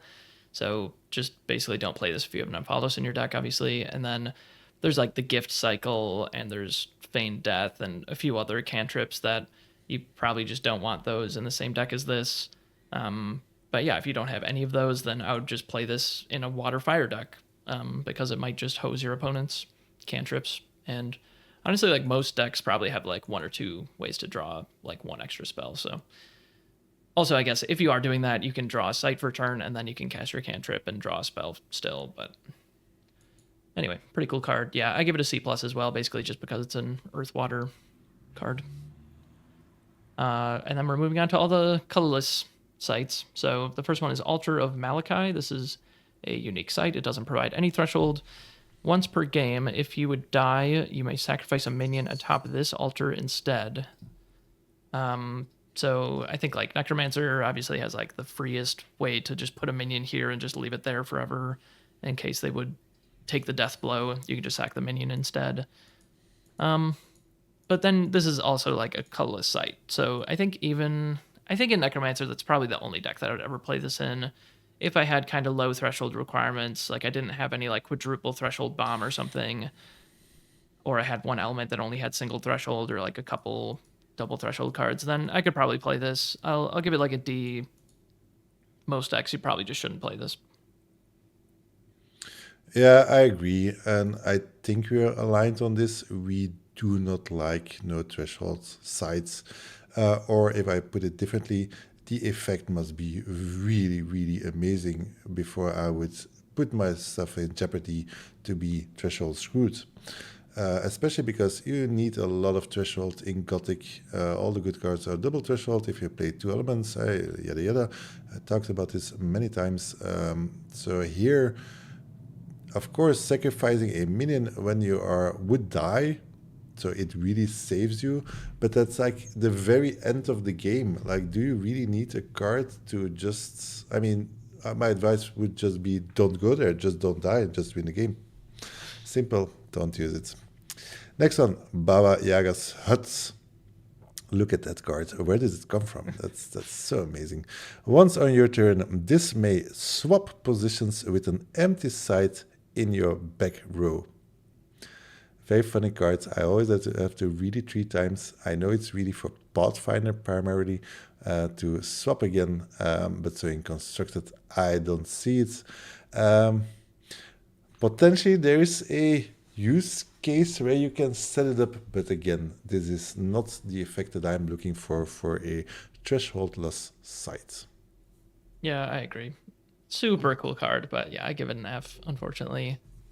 Okay, and then we have City of Glass. This is a site that doesn't provide any threshold, but it does say if you have air threshold, it provides 2 mana instead of 1, and then it is destroyed when damaged. So this makes 2 mana, assuming that you're in air and you have an air threshold. This makes 2 mana. Even the turn that it comes in, if you already have an air threshold, it just provides 2 mana immediately. So pretty sweet. It's like a tower that makes 2 mana every turn. So yeah, if you can capitalize on that, then that's pretty sweet. And then you want to put this like in your back row. Again, like I think I would only really play this in a deck that could afford to have a site without any threshold, which isn't all decks. But if you can pull it off, it's pretty good, I think. So I'll give it a C plus in a deck that has like low threshold requirements or whatever. What do you think about it? I think City of Glass is very strong. Like if you put it like this, like a tower that just gives it every turn, that is insane. Like we are talking about mana and mana acceleration. This card does it without any effort. So yes, of course you have to be in air, but yeah, it just provides 2 mana. So I think it's super strong. Yeah, I have it as definitely in the beer tier. I would pick it always very high. There are also some cards, like for instance, Savior. The tricky thing about Savior is to get that extra mana and not be behind the whole time before you can overtake. Well, this site actually gives you that extra mana for free. So making Savior super strong. Yeah, and honestly, I'm never really scared about being damaged because of the mana, you will be ahead. You have gained tempo. It's a bit more risky when you're on the draw because then basically you just gain tempo. Yeah, City of Glass is something I would definitely consider for threshold. It is that powerful. Next one, City of Plenty. Same thing, but it requires a water threshold, provides 2 instant, but also provides 1 for your opponent. So not the same thing as City of Glass, not at all, because the net benefit is still only 1. Tempo is really in relationship to your opponent. So I don't know. Perhaps if you really are a water and you are playing all the heavy dudes, then you probably want this because there is not a real advantage. So that is the only way I would see it play. If you are on the draw, that stays. So the tempo just stays more or less the same. So this is really, if you want to go huge, this is what you want. So it's more like a build around. And then I would say it's probably a B. Okay. Yeah, I just gave this an F. I didn't really give it a build around grade, but yeah, I could actually see this being okay. And I guess again, like maybe a savior deck can use the extra mana, or yeah, you're trying to play slugs and stuff. But yeah, I guess we'll leave it there. The next city is City of Souls. This one is for Earth. So if you have an Earth threshold, it provides 2 mana. But enemies can redirect damage dealt to this site to any unit. So that means that they can kill you on death's door by just attacking this site. They can also just attack this site and just like kill one of your minions somewhere. I don't know, but like, can you protect it is really the thing. So yeah, if you can protect it and it is just a site that doesn't provide threshold, but it provides 2 mana every turn, I mean, that's pretty amazing. But I feel like if they ever just get a minion on top of this, like you just lose the game probably. Like especially if it's like a 3 power minion, like they can just kill like probably any of your minions at that point. So I think it's super risky. I'm gonna give this an F as well. I think this is probably like this is probably playable, but I just don't really see myself playing it. So I don't know. What is your opinion on this one? Yeah, so for me, it's the same thing as a City of Glass because it also provides you the 2 mana. You really gain tempo, and tempo is a lot. The only difference with the City of Glass is like if somebody can misuse it against you with City of Glass, you just lose the site. You probably already had a bit of advantage by playing it, etc. But you just lost the site. It's not the end of the world. With City of Souls, it's differently. If you get hit, it will keep on hitting you, and as you say, the damage goes to your units, so potentially you just lost the game, and that is a huge difference with City of Glass. So, but I think the effect that getting the 2 mana is really strong. It's just more risky. So I think you have to be very, very conscious when you put it in on the deck. But honestly, I had to play against it, and yeah, the acceleration is so huge that it's like you first have to deal with that acceleration, and basically or your opponent wins and you probably will not be able to read the City of Souls, And of course, if you're already behind to play this, then yeah, it's lose more. So yeah, it's way more tricky than the City of Glass. I think I still like it, but I don't think I would dare to play it. If I have a very consistent Earth deck reaching to the 5 mana, 5 powered minions, and so on, I think I would test it, and I think it's way better than an F. I think it's really playable, but it's risky. Yeah, I can definitely see it. Next one, City of Traders. So that ends the series with Fire, although it's a fully blue card. Provides 2 instead, but your opponent can cast minions to this side stealthed. So here again, we have this minor thing against us. So the huge advantage, again, acceleration, huge. But having a side where my opponent can cast stealth minions, I mean, stealth is so good that I wouldn't dare. So the thing is, the same, you do get the acceleration. Potentially, it beats the stealth, but you cannot risk it. Like, if ever they just wipe the board and then they just have all their minions stealth, you just will lose the game. That is way too dangerous. So yeah, for me, City of Traders, that is a D. I wouldn't, or an F, I wouldn't dare playing that one. Yeah, I can't imagine. Like, yeah, stealth is so powerful, and there's like not that much stealth in this set, so I feel like that makes it even better. Like, yeah, you just can't. You can't let your opponent do that. There's no way. So yeah, I'll just give this an F. All right. Yeah, because with City of Souls, at least you have the acceleration. You will be able to fend off that they cannot reach it. But just, I mean, your opponent will cast every turn minions, so they are just all stealth. So what a huge advantage that is. Too scary. All right, Darkest Dungeon is next. This is a unique site. It provides no threshold, and it has Genesis. The next time an ally strikes an avatar this turn, drag both here if able. So the way that works is you actually like choose a path from where they are to where you want to drag them to, and you just like drag them through all the sites there. So if there's something that they like pass through that deals damage to them or something, that's cool. But mostly it just like teleports their avatar to your side of the board, which can be pretty powerful. I mean, I think maybe if I was like Necromancer or something, like sometimes Necromancer can just like have a bunch of skeletons that your opponent doesn't really want to be spending a bunch of time trying to kill. So maybe you can pull this off, but it is also like a Genesis ability. Like you have to play this and then attack them that turn. And yeah, like if this is in your opening hand, like you can't just wait around to play your sites. So yeah, I'm gonna give it a D. I think maybe a Necromancer I could see playing this if I had low threshold requirements. Outside of that, I would never play this. Yeah, I give it an F. Fortunately, I do believe the effect is strong, but again, I'm not willing to give up threshold for this, because honestly, it could also even help your opponent. You really have more cards in Gothic that says nearby the cost and whatever, and so suddenly you have it. It's like ha ha ha, and now I have him there, and then you get these other cards. Chances are low, but I just don't have room in my atlas for this card, unfortunately. Next one, Mirror's Trophy Room provides an additional 1 mana for each unique minion in opponent's cemetery. So basically this never happens. And if it happens, this doesn't happen before turn 5, 6. I mean, this is not Arthurian Legends where you have 15,000 uniques.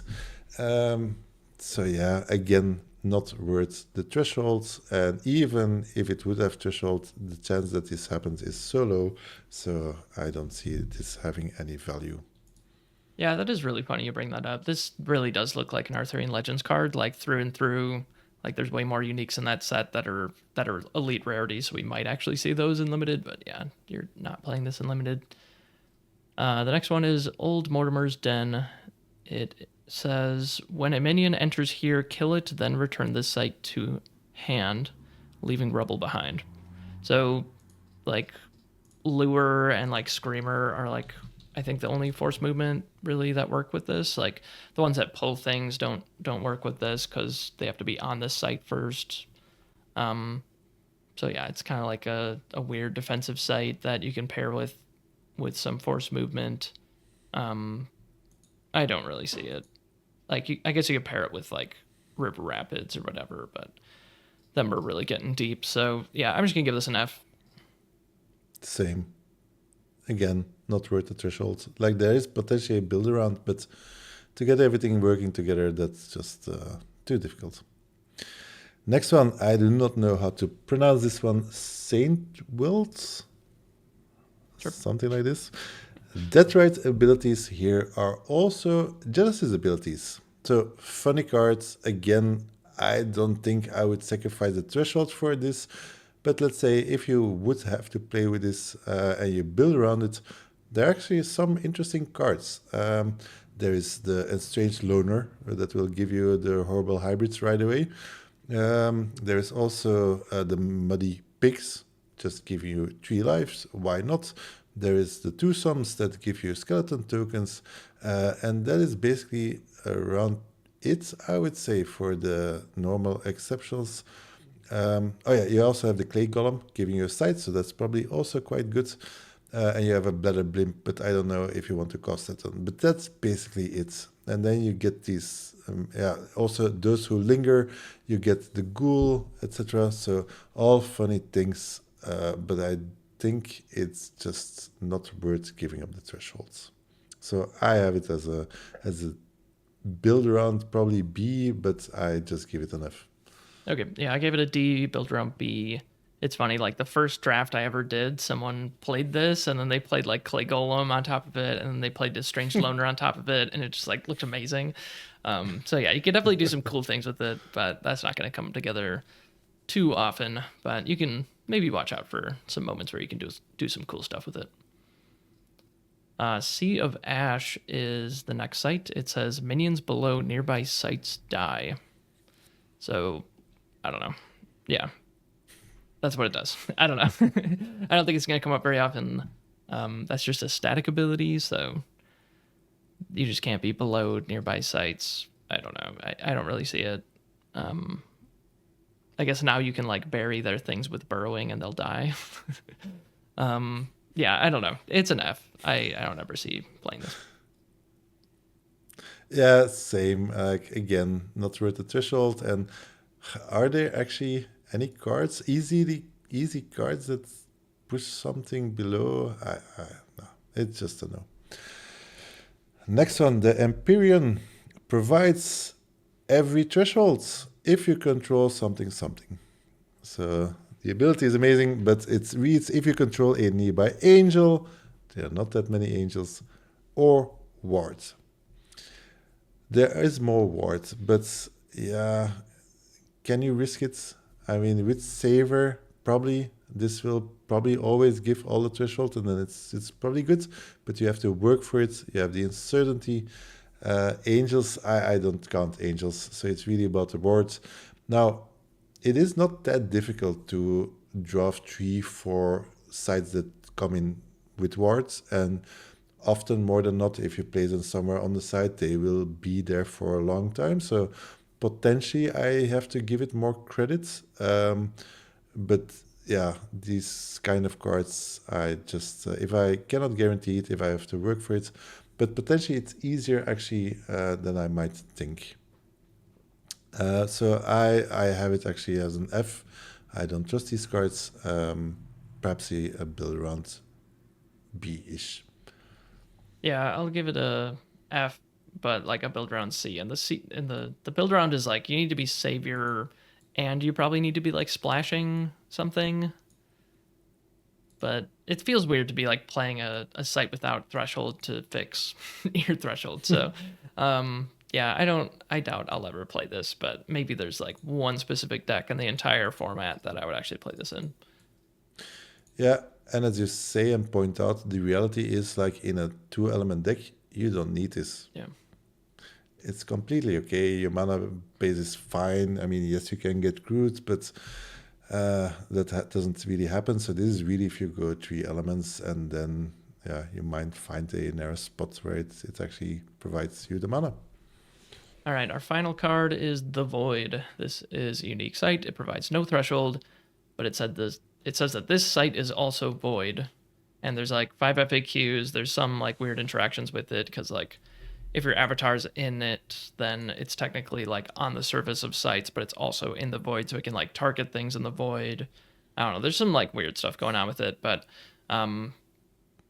yeah. So really, it's like you want to like push your opponent's minions into this, or like put it in the front row on like turn 2, and then they can't really attack you for a while. Like it's a really good defensive site. Like you push a minion into it, if it doesn't have void walk, it gets banished. So yeah, if you can give up the threshold and you have some forced movement, then I might play this one. It's kind of like the old Mortimer's Den, but I think that there's bigger downside to this, because if your opponent has a void walk minion, they can cast it to the void. So they can just cast minions to your site.